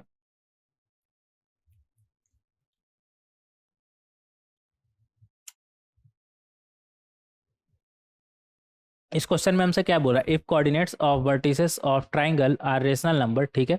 मतलब कोऑर्डिनेट, अच्छा पिछला बार वाला में इंटीजर का बात कर रहा था, यहाँ पर क्या बोल रहा है कि एक ट्राइंगल का सारा कोऑर्डिनेट हमारा क्या है, रेशनल नंबर, ठीक है। मतलब एक्स कॉमा वाई हमारा क्या है, रेशनल, मतलब एक्स भी रेशनल है और वाई भी रेशनल है। Then which of the following are certainly rational, तो बताना है कि इनमें से कौन सा हमारा 110% श्योर कि रेशनल ही होगा।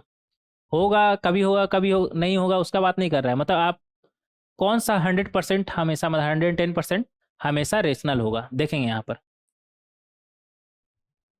इन सेंटर दिया हुआ है, ऑर्थो सेंटर, सेंट्रॉइड और सरकम सेंटर। कुछ छूटा छूटा यहाँ पर लग रहा है ना। हाँ, एक सेंटर का बात ही नहीं कर रहा है। अच्छा, 4 ही ऑप्शन बनाते हैं ना जनरली, तो इसलिए एक सेंटर को यहाँ पर रखा ही नहीं। देता ऑप्शन तो उसका भी देखते हैं, लेकिन अब दिया ही नहीं है तो उसका देखने का जरूरत नहीं है हमें।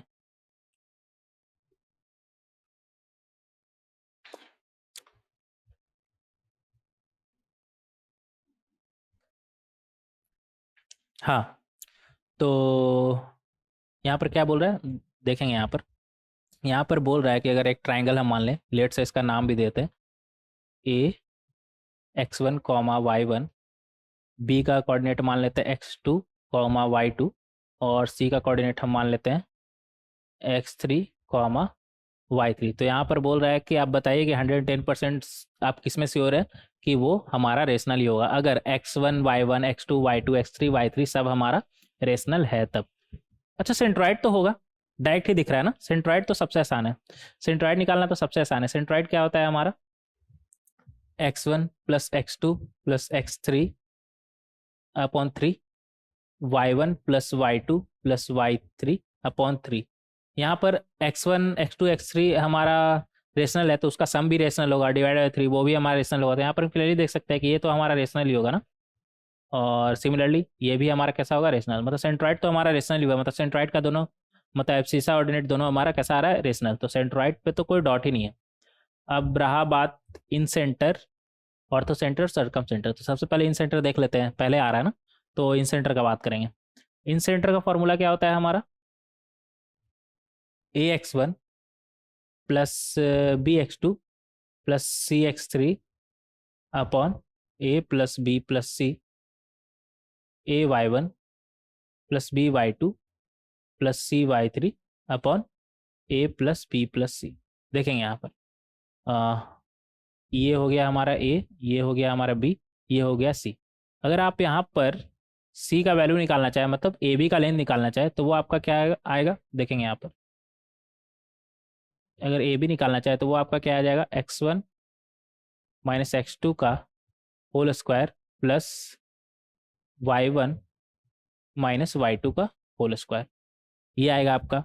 अगर ये एक परफेक्ट स्क्वायर बन गया तब तो ठीक है, आपका रेशनल ही आएगा अंदर वाला चीज़, क्योंकि x1 x2 y1 y2 सब आपका रेशनल है। लेकिन परफेक्ट स्क्वायर नहीं बना तो इरेशनल आएगा। तो यहाँ पर हम श्योर होकर नहीं बोल सकते हैं कि ये ए भी हमारा रेशनल आएगा या रेशनल। ये मतलब रेशनल भी हो सकता है, रेशनल नहीं भी हो सकता है, मतलब कंफर्म कुछ कह नहीं सकते। और सिमिलरली ए सी बी सी, मतलब ए बी सी मतलब साइड लेंथ किसी के बारे में कह नहीं सकते कि रेशनल होगा कि हमारा रेशनल होगा। तो जब x1 रेशनल से मल्टीप्लाई होगा तो क्या ही फर्क पड़ेगा। और नीचे में तो इरेशनल, मतलब मान लेते हैं कोई भी एक इरेशनल आ गया हमारा, तो फिर a प्लस बी प्लस सी का सम हमारा इरेशनल हो गया। मतलब यहाँ पर तो कुछ भी कंफर्म कह नहीं सकते ना, आपका क्या आ रहा है उस पर डिपेंड करता है। तो 110% कन्फर्म हम नहीं बोल सकते, हो सकता है ए भी आपका इरेशनल आ जाए, परफेक्ट स्क्वायर बने ही नहीं। अब ए भी इरेशनल आ गया तो फिर ओवरऑल इरेशनल बना सकता है, तो यहाँ पर कंफर्म हम नहीं कर सकते। तो यहाँ पर हम 110% श्योर नहीं है, मतलब हो भी सकता है नहीं भी हो सकता है। और हमसे क्या पूछा है, which of the following are certainly. Certainly मतलब 110% आप श्योर हो कि हाँ आएगा ही आएगा, किसी भी कीमत पर, हो ही नहीं सकता कि रेशनल आए, ठीक है। तो हमें उसका जवाब देना है। तो इन सेंटर ना, इन सेंटर के बारे में हम कुछ भी नहीं बोल सकते, रेशनल हो भी सकता है नहीं भी हो सकता है, मतलब कभी आ भी सकता है और कभी नहीं भी आ सकता है। और हमें 110% जिसमें हम श्योर हो उसी को हमें टिक लगाना है। तो इन सेंटर तो हो गया हमारा, और ऑर्थो सेंटर सरकम सेंटर भी देख लेते हैं। सरकम सेंटर के लिए ऑर्थो सेंटर तो हम डायरेक्ट नहीं देख सकते ना, लेकिन सरकम सेंटर हम देख सकते हैं। कैसे? इसका सरकम सेंटर हम मान लेते हैं ओ, इसका सरकम सेंटर हम मान लेते हैं ओ ए, ओ बी, ओ सी, और वो मान लेते हैं एच कॉमा के। अगर हम यहाँ पर ओ ए निकालें तो वो हमारा कितना आ जाएगा, एच माइनस x1 का whole square plus K minus y1 का होल स्क्वायर। और ओ भी निकालें तो वो हमारा कितना आएगा, under root of H minus x2 का whole square plus K minus y2 का होल स्क्वायर। ओ सी निकालें तो वो हमारा क्या आएगा, एच माइनस x3 का whole square plus K minus y3 का होल स्क्वायर। तो यहाँ पर अगर ओ ए ओ बी ओ सी सब हमारा क्या है आर, तो इसका स्क्वायर भी हमारा सेम आएगा। तो यहाँ से हम बोल सकते हैं ओ ए ओ बी ओ सी हमारा सेम है इक्वल टू आर, तो इनका स्क्वायर भी हमारा सेम आएगा। मतलब एच माइनस x1 का होल स्क्वायर लिख लेते हैं direct. H minus X one का होल स्क्वायर हमारा क्या आएगा, एच स्क्वायर प्लस x1 का whole square minus 2 x1 H plus K square plus y1 का होल स्क्वायर माइनस 2 y1 के। और ये कितना बनेगा हमारा, ये कितना आएगा हमारा, ओ स्क्वायर निकाल लेते हैं ना, डायरेक्ट स्क्वायर का ही बात कर लेते हैं। तो यहाँ से ये ठीक है, ये तीनों हमारा बराबर होना चाहिए, और इक्वल टू डायरेक्ट कर लेते हैं, O square equal to O B square. तो ये हमारा आ जाएगा एच स्क्वायर प्लस x2 का whole square minus 2 times of x2 H plus K square. आप सोच रहे होंगे इतना सारा सॉल्व करना है क्या, नहीं सॉल्व नहीं करना है, देखेंगे यहाँ पर कैसे। तो ये आ गया हमारा कितना था, एच x2 था ना, तो ये हो गया हमारा के स्क्वायर प्लस y2 का square minus 2 times of y2 के, ठीक है। इसी तरह अगर आप ओ A square equal to O C square लगाएंगे तो वहाँ से आपका क्या आएगा, एच स्क्वायर, ये तो सेम ही रहेगा ना, H square plus x1 square minus 2 times of x1 H, ये ओ ए हो गया आपका, ओ ए लिख रहे हैं अभी, plus K square plus y1 square minus 2 times of y1 K equal to O C square आपका आएगा, ओ सी कितना है आपका, H square plus x3 square minus 2 times of x3 H plus Y square plus कितना था हमारा, y3 था ना, सॉरी के स्क्वायर हो रहा है, के square plus y3 square minus 2 times of y3 के।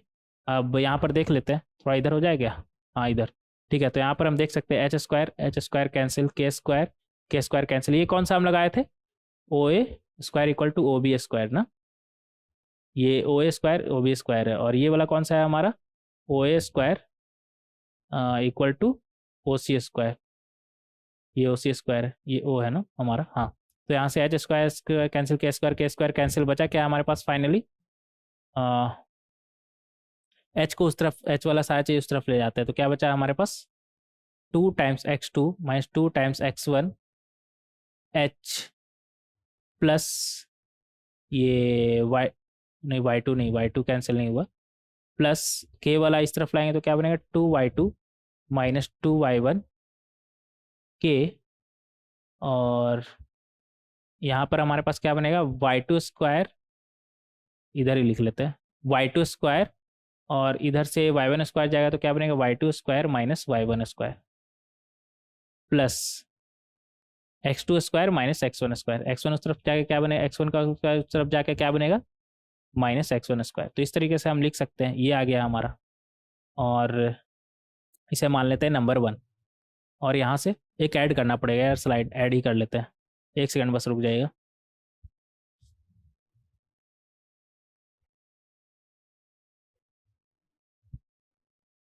ये क्या क्या नोटिफिकेशन शो करते रहता है, तो हम क्या कर रहे थे, हाँ स्लाइड ऐड करना है ना हमें।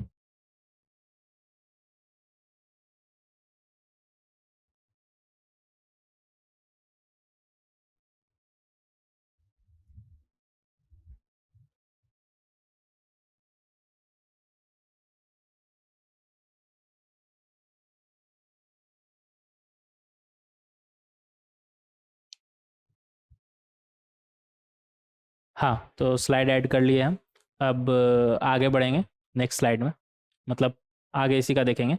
तो यहाँ से फाइनली हमारा 1 तो आ चुका है ना, और अ, अच्छा यहाँ पर कुछ कुछ तो यहाँ पर ही सॉल्व कर लेते हैं ना, इधर एच स्क्वायर था तो एच स्क्वायर कैंसिल, और क्या के स्क्वायर कैंसिल, तो फाइनली यहाँ से हमारा क्या आ जाएगा, सबसे पहले 1 वाला इधर लिख लेंगे। 1 वाला हमारा क्या क्या आया था, 1 वाला हमारा आया था 2x2 minus 2x1 h plus 2y2 minus 2y1 k equal to y2 minus y1 का होल स्क्वायर प्लस x2, नहीं यस ये नहीं था, y2 स्क्वायर माइनस y1 का whole square minus y1 square plus x2 square minus x1 square, ये आ गया था हमारा, ये था हमारा नंबर 1, इधर लिख लिया अच्छे से फ्रेश तरीके से। और यहाँ से हमारे पास क्या आ गया, ये कैंसिल, सबको एक तरफ लाएंगे h वाला, तो ये हमारा बनेगा। अच्छा एक चीज़ का ध्यान दीजिएगा, यहाँ पर पीछे चलते हैं, यहाँ पर जब हम O A square equal to O B square solve कर रहे थे तो लेफ्ट हैंड साइड, और यहाँ पर ओ A square equal to O C square solve कर रहे हैं तो लेफ्ट हैंड साइड तो हमारा सेम है ना, बस राइट हैंड साइड में चेंज आ रहा है, और जहाँ जहाँ x2 y2 था वहाँ वहाँ यहाँ पर x3 y3 आ रहा है, तो सेम ही चीज़ लिखा रहेगा, तो जहाँ जहाँ x2 y2 है अब डायरेक्ट यहाँ पर वहाँ पर देखने का उतना सॉल्व करने की जरूरत नहीं है, डायरेक्ट जहाँ जहाँ पर x2 है वहाँ पर आप y3 लिख दीजिए, x3 लिख दीजिए, और जहाँ जहाँ y2 है वहाँ पर आप y3 लिख दीजिए, सेम ही चीज़ है ना, आप यहाँ से भी चलेंगे सेम ही चीज़ है, तो बार बार पीछे देखने की जरूरत नहीं पड़ेगा, क्योंकि ओ बी में और ओ सी में बस इतना अंतर है, x2 y2 की जगह x3 y3 है, तो जहाँ जहाँ x2 है वहाँ पर x3 लिख देंगे, तो 2x3 माइनस 2x1 चेंज नहीं कर दीजिएगा, वो ये तो हमारा दोनों में सेम है ना, तो 2 times of y3 minus 2 times of y1 K equal to y3 minus y3 का स्क्वायर माइनस y1 का स्क्वायर प्लस x3 का स्क्वायर माइनस x1 का स्क्वायर, ये आ जाएगा आपका।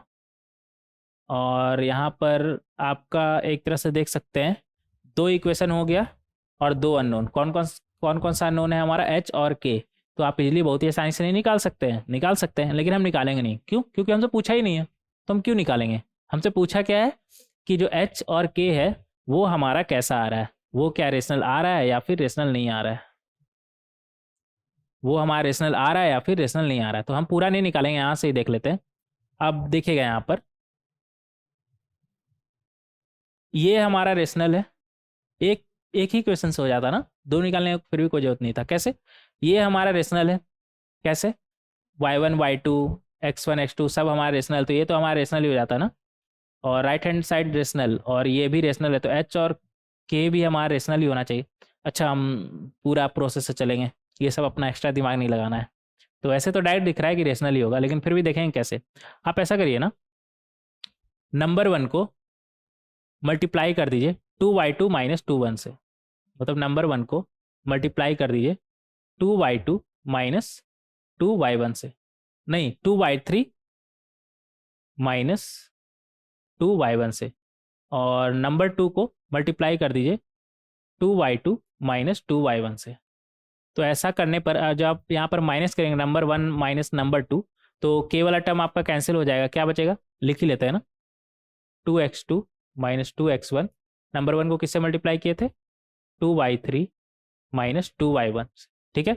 और जब आप माइनस करेंगे तो h के साथ हमारा क्या बनेगा, और इस नंबर 2 को हम किससे मल्टीप्लाई किए थे, 2y2, जो पहले जो लिखा हुआ उसे लिख लेते हैं 2x3 माइनस 2x1, इसको मल्टीप्लाई कर रहे थे 2y2 माइनस 2y1 से। तो ये फाइनली हमारा h आ जाएगा, और इधर कुछ कुछ आएगा, ये इससे मल्टीप्लाई होके जो भी है, और माइनस इसमें जो हम ये मल्टीप्लाई किए ये आएगा। तो ये तो हमें यहाँ पर क्लियरली दिख रहा है ना कि ये तो हमारा रेशनल ही है, और ये भी रेशनल है, तो रेशनल माइनस रेशनल ये तो हमारा रेशनल ही आएगा ना, ये तो हमारा रेशनल ही आएगा। और यहाँ पर देख सकते हैं ये भी हमारा रेशनल है, ये क्या हुआ यार, यहाँ पर देख सकते हैं ये भी हमारा कैसा है, रेशनल, यहाँ तक ये जो ब्रैकेट में लिखा हुआ है ये भी हमारा रेशनल है। तो यहाँ से h का वैल्यू भी तो हमारा रेशनल ही आएगा ना, क्योंकि ये उस तरफ जाएगा तो h हमारा क्या आ जाएगा, रेशनल पहले से, और ये उस तरफ जाएगा, रेशनल अपॉन रेशनल क्या आता है हमारा, रेशनल ही आएगा। यहाँ से हम क्लियरली देख सकते हैं कि h हमारा कैसा आ रहा है, रेशनल, और h का वैल्यू आप किसी में भी रख दीजिए तो वहाँ से के भी आपका कैसा आएगा, रेशनल, सब रेशनल है तो के भी हमारा कैसा आएगा, रेशनल, और कोई पॉसिबिलिटी है नहीं। तो h और k दोनों हमारा कैसा आ रहा है, रेशनल। पूरा सॉल्व करने की जरूरत नहीं है, नहीं फिर भी हम काफ़ी हद तक सॉल्व कर दिए ना एक तरीके से। हम चाहे तो h का वैल्यू निकाल सकते हैं, यहाँ पर इन दोनों का वैल्यू रख दीजिए और इससे नीचे भेज दिए तो h का वैल्यू आपका निकल जाएगा। सिमिलरली आपका k का वैल्यू भी निकल जाएगा। तो दो इक्वेशन दो अननोन है, आप बहुत आसानी से यहाँ पर निकाल सकते हैं, बट हमें निकालना नहीं है। क्यों निकालना है, हमें थोड़ी कोई फॉर्मूला निकालना है यहाँ से, हमें तो बस चेक करना था ना h और k हमारा कैसा आ रहा है, उसका नेचर कैसा है। तो इस तरीके से बहुत ही आसानी से हम इसे समझ सकते हैं। तो h कॉमा k था क्या हमारा, सरकम सेंटर ना, तो h कॉमा k ये भी हमारा कैसा आएगा, रेशनल। तो सरकम सेंटर हमारा कैसा आ रहा है, रेशनल। अब रहा बात ऑर्थो सेंटर का, तो ऑर्थो सेंटर हमारा रेशनल आएगा नहीं, वो भी आएगा। ये तो दो मतलब ऑर्थो सेंटर, सेंट्रॉइड और सरकम सेंटर में कोई भी अगर दो हमें पता चल गया रेशनल, तो तीसरा तो रेशनल होगा ही, क्योंकि तीनों कोलिनियर होता है ना हमारा।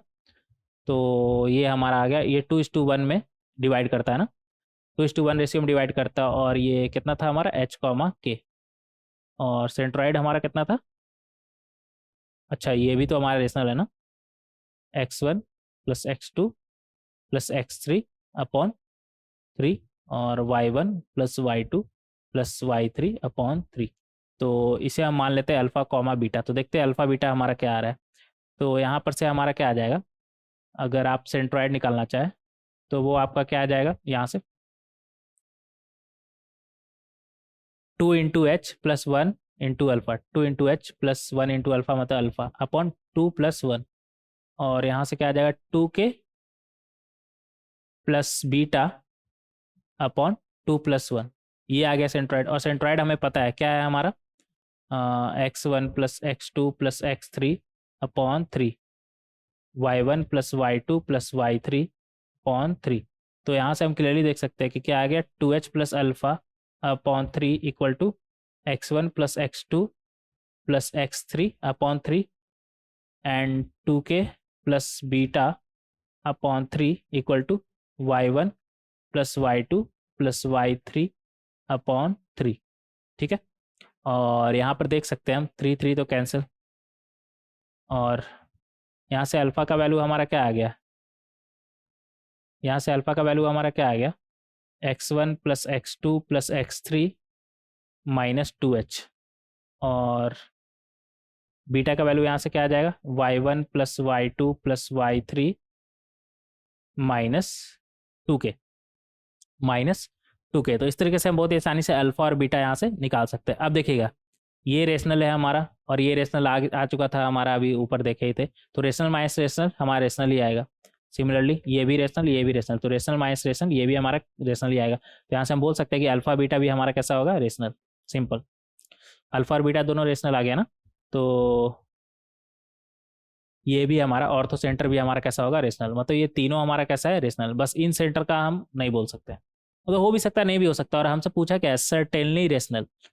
हमसे क्या पूछा है, सर्टेनली रेशनल। तो बी सी डी हमारा करेक्ट हो जाएगा।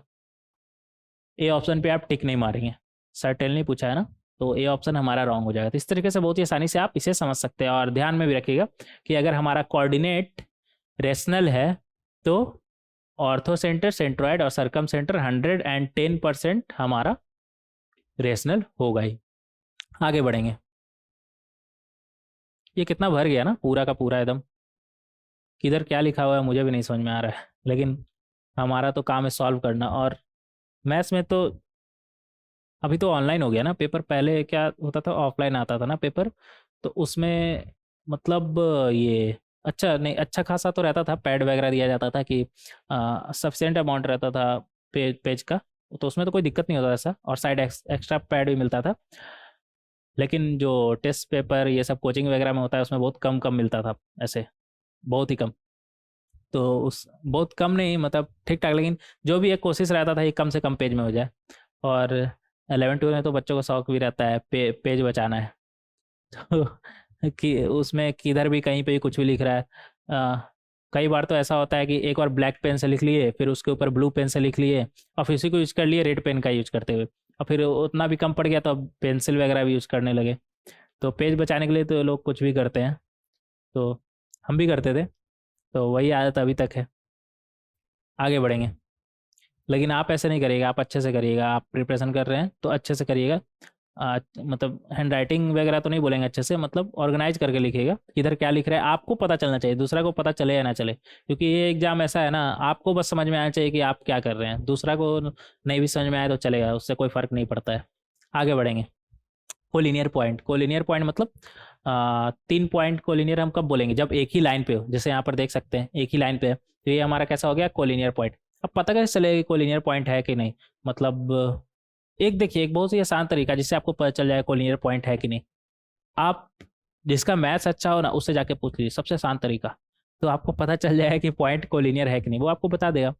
लेकिन इसमें एक खतरा है, क्या, अगर वो झूठ बोला तो, गलत बताया तो फंस जाएगा।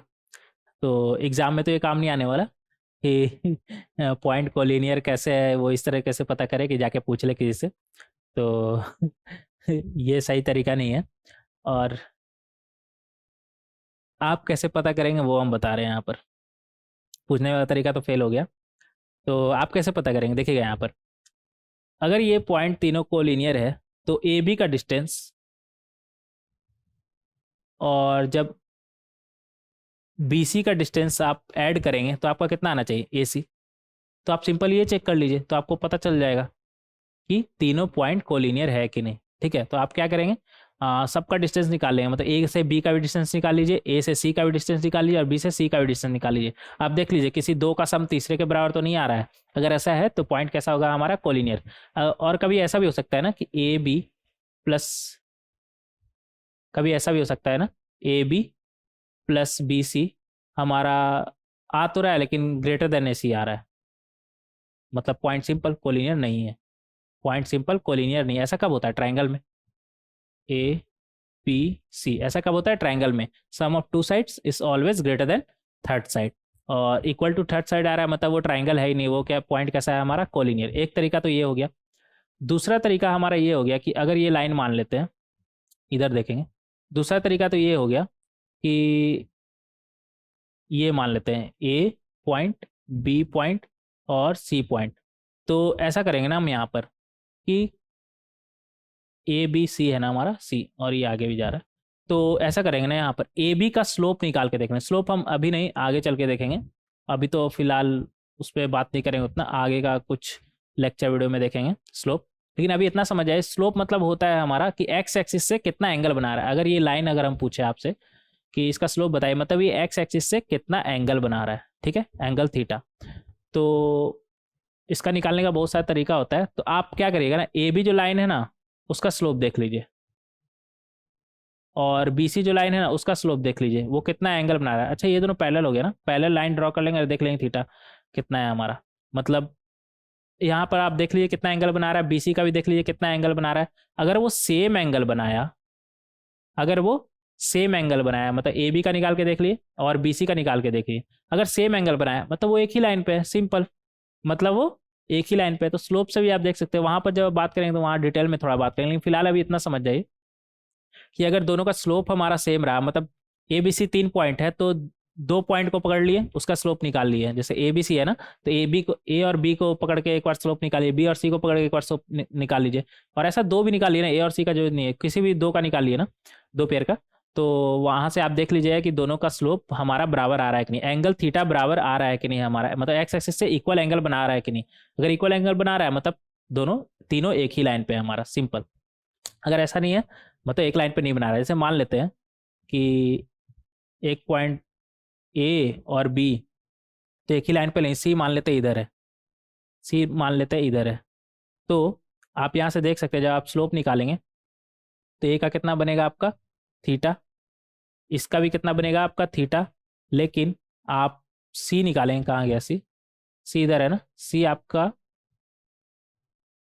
सी का स्लोप आपका कितना हो जाएगा, ये बना रहा है ना, ये देखने का जरूरत ही नहीं है, ये तरीका बेकार है। ये जब पढ़ेंगे तब डिटेल में बात करेंगे, अभी स्लोप के बारे में कुछ भी नहीं बात करेंगे, क्योंकि बहुत कुछ बात करने का है ना स्लोप के बारे में।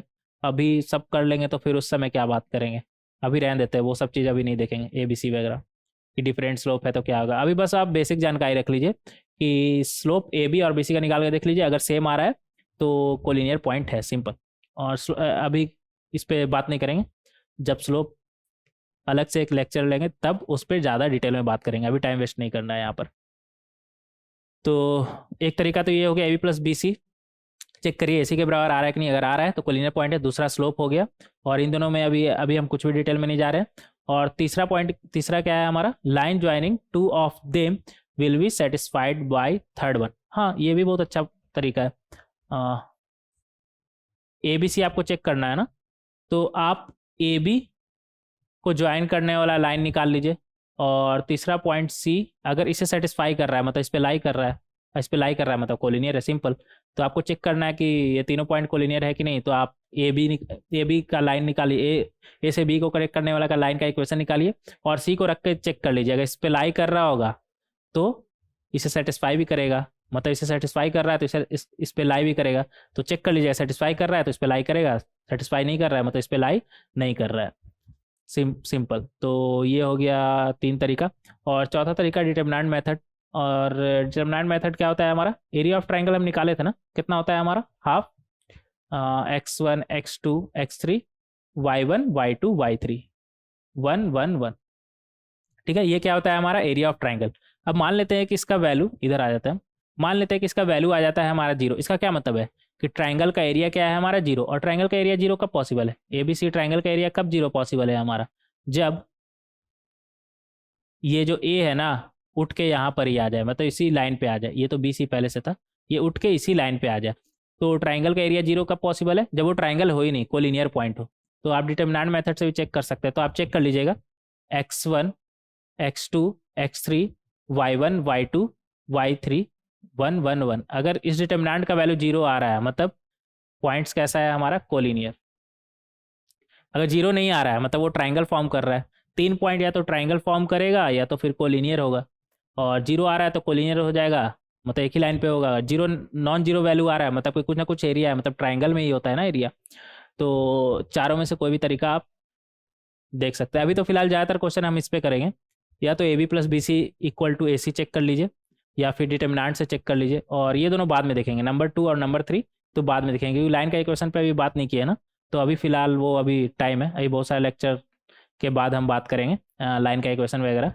तो अभी तो फिलहाल डिटरमिनेंट चेक कर लेंगे, या फिर A B plus B C equal to A C check कर लेंगे। आगे बढ़ेंगे, क्वेश्चन नंबर 10। क्वेश्चन नंबर 10 में हमसे क्या बोल रहा है, if under root of x minus 1 का whole square plus y minus 3 का whole square plus under root of x minus 5 का whole square plus y square equal to 5, then prove that कि तीन कि x कॉमा y 1,3 और 5,0 हमारा collinear है। ये कैसे पता चले ये कोलिनियर है, सिंपल एरिया निकाल लीजिए। लेकिन एरिया निकालने से आपको कोई फायदा नहीं होगा, वो एक्स वाई के टर्म में आ जाएगा, तो यहाँ पे तो आपको पता नहीं चलेगा। तो वो डिटरमिनेंट मेथड तो आपका फेल हो गया। स्लोप निकालना अभी हम जाने नहीं है। और स्लोप पे यहाँ पर ऐसे भी 2 ही पॉइंट है ना, तीसरा तो पॉइंट भी नहीं दिया हुआ है, तो स्लोप वाला भी मेथड फेल। और कौन सा, हाँ इक्वेशन वाला, हाँ वो भी अभी हम पढ़े नहीं है तो उसका बात नहीं करेंगे। एक सबसे आसान चीज यहाँ पर दिख रहा है और वही था method number 1, A B plus B C equal to A C. यहाँ पर डायरेक्ट दिख रहा है, कैसे देखिए यहाँ पर ये क्या लिखा हुआ है हमारा, एक्स कॉमा वाई का, एक्स कॉमा वाई का 1,3 से डिस्टेंस ए लिखा हुआ है ना हमारा, और इसे मान लेते हैं ए बी सी। तो ये ए बी, तो ये एक तरीके से ए बी लिखा हुआ है ना हमारा, और प्लस, और ये क्या हमारा लिखा हुआ है, एक्स कॉमा वाई का किससे डिस्टेंस, 5,0 से, 5,0 से, और 5,0 हमारा क्या है सी, तो ये हमारा क्या हो जाएगा ए सी इक्वल टू 5। तो A B plus A C equal to 5 लिखा हुआ है हमारा। अब यहाँ पर अगर बी सी निकाले तो बी हमारा कितना है 1,3, और बी अच्छे से लिखेंगे यार, और सी कितना है हमारा 5,0। बी सी निकाल के देखते क्या आ रहा है हमारा। तो अगर यहाँ पर बी सी का बात करें तो बी सी हमारा कितना आ जाएगा 5 माइनस 1 का होल स्क्वायर प्लस 0 माइनस 3 का होल स्क्वायर, कितना आएगा हमारा 5 माइनस 1 का होल स्क्वायर मतलब 16, और यहाँ पर माइनस 3 का होल स्क्वायर मतलब 9, मतलब अंडर रूट ऑफ 25 मतलब 5। तो यहाँ पर देख सकते हैं कि ये हमारा कितना 5 लिखा हुआ, तो इसके जगह पे हम बी सी रख दे रहे हैं। तो यहाँ पर देख सकते हैं A B plus A C equal to B C, sum of two side equal to third side आ रहा है। तो A B equal to B C बोल रहा है ना, मतलब बी इधर है, सी इधर है, ए इधर है। तो ये ए बी हो गया आपका, जो भी है ये ए बी हो गया आपका, और ये ए सी हो गया आपका, और इन इन दोनों का सम हमसे क्या बोल रहा है 5। इन दोनों का सम हमसे क्या बोल रहा है 5, जो कि बी सी का सम है। तो यहाँ पर क्लियरली देख सकते हैं A B plus A C equal to B C, मतलब B A C are collinear. यहाँ पर क्लियरली बोल सकते हैं B A C are collinear, मतलब ये तीनों पॉइंट हमारा क्या है कोलिनियर, और यही हमें प्रूव भी करना था, सिंपल। तो इस तरीके से बोल सकते हैं since A B plus A C equal to B C, therefore so A B C are collinear, simple. तो इस तरीके से बहुत ही आसानी से यहाँ पर हम इसे कोलिनियर प्रूफ कर सकते हैं। तो कब कौन सा काम आ जाए ये हमें भी नहीं पता, चारों में से कोई भी तरीका आप यूज कर सकते हैं कोलिनियर प्रूफ करने के लिए।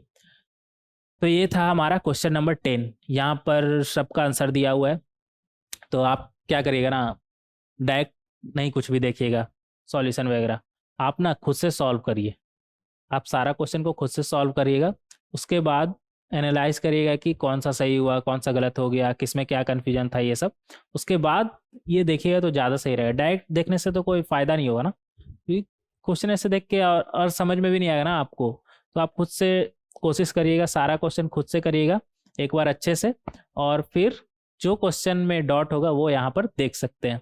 तो इस तरीके से आप बहुत ही आसानी से सारा का सारा क्वेश्चन सॉल्व कर सकते हैं, और यही सही तरीका है ना। मतलब सॉल्यूशन देख के आपको कुछ फ़ायदा नहीं होगा, जब तक आप खुद से सॉल्व नहीं करेंगे तो आपका खुद का मतलब ब्रेन वर्क नहीं करेगा वहाँ पे, तो उसका कोई फ़ायदा है नहीं। तो खुद से आप सब करिएगा सॉल्व, उसके बाद यहाँ पर आइएगा, ठीक है। तो ये था हमारा यहाँ पर लगभग 10 क्वेश्चन, और सबका आंसर यहाँ पर दिया हुआ है। तो आंसर इसीलिए दिया हुआ है कि खुद से सॉल्व करेंगे और आंसर मैच करेंगे, और फिर मैच हो गया तो अच्छा बात है, नहीं मैच हुआ तो उसमें कोई दिक्कत नहीं, आप यहाँ पर आकर के देख सकते हैं कि आपका मतलब कहाँ पर आप गलती कर रहे थे। आगे बढ़ेंगे, नेक्स्ट लेक्चर वीडियो में डिस्कस करेंगे और भी बहुत सारे क्वेश्चन, क्योंकि हमारा कंसेप्ट और बेहतर हो तो ज़्यादा बढ़िया है ना।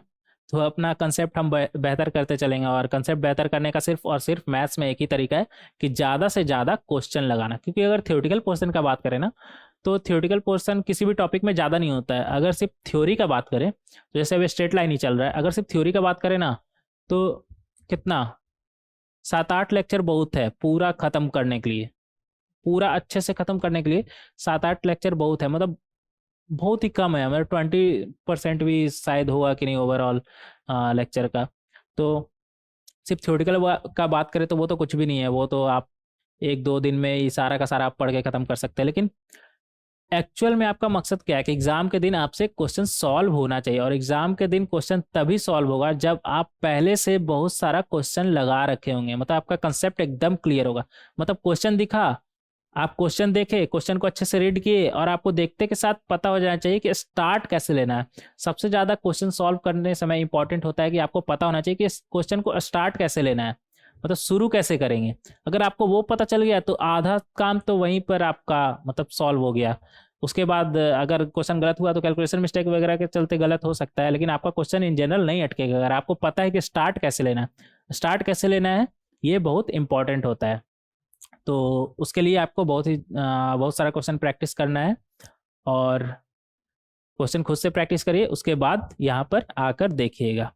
तो नेक्स्ट लेक्चर वीडियो में डिस्कस करेंगे और भी बहुत सारा क्वेश्चन। मिलते हैं नेक्स्ट लेक्चर वीडियो में। Thank you everyone.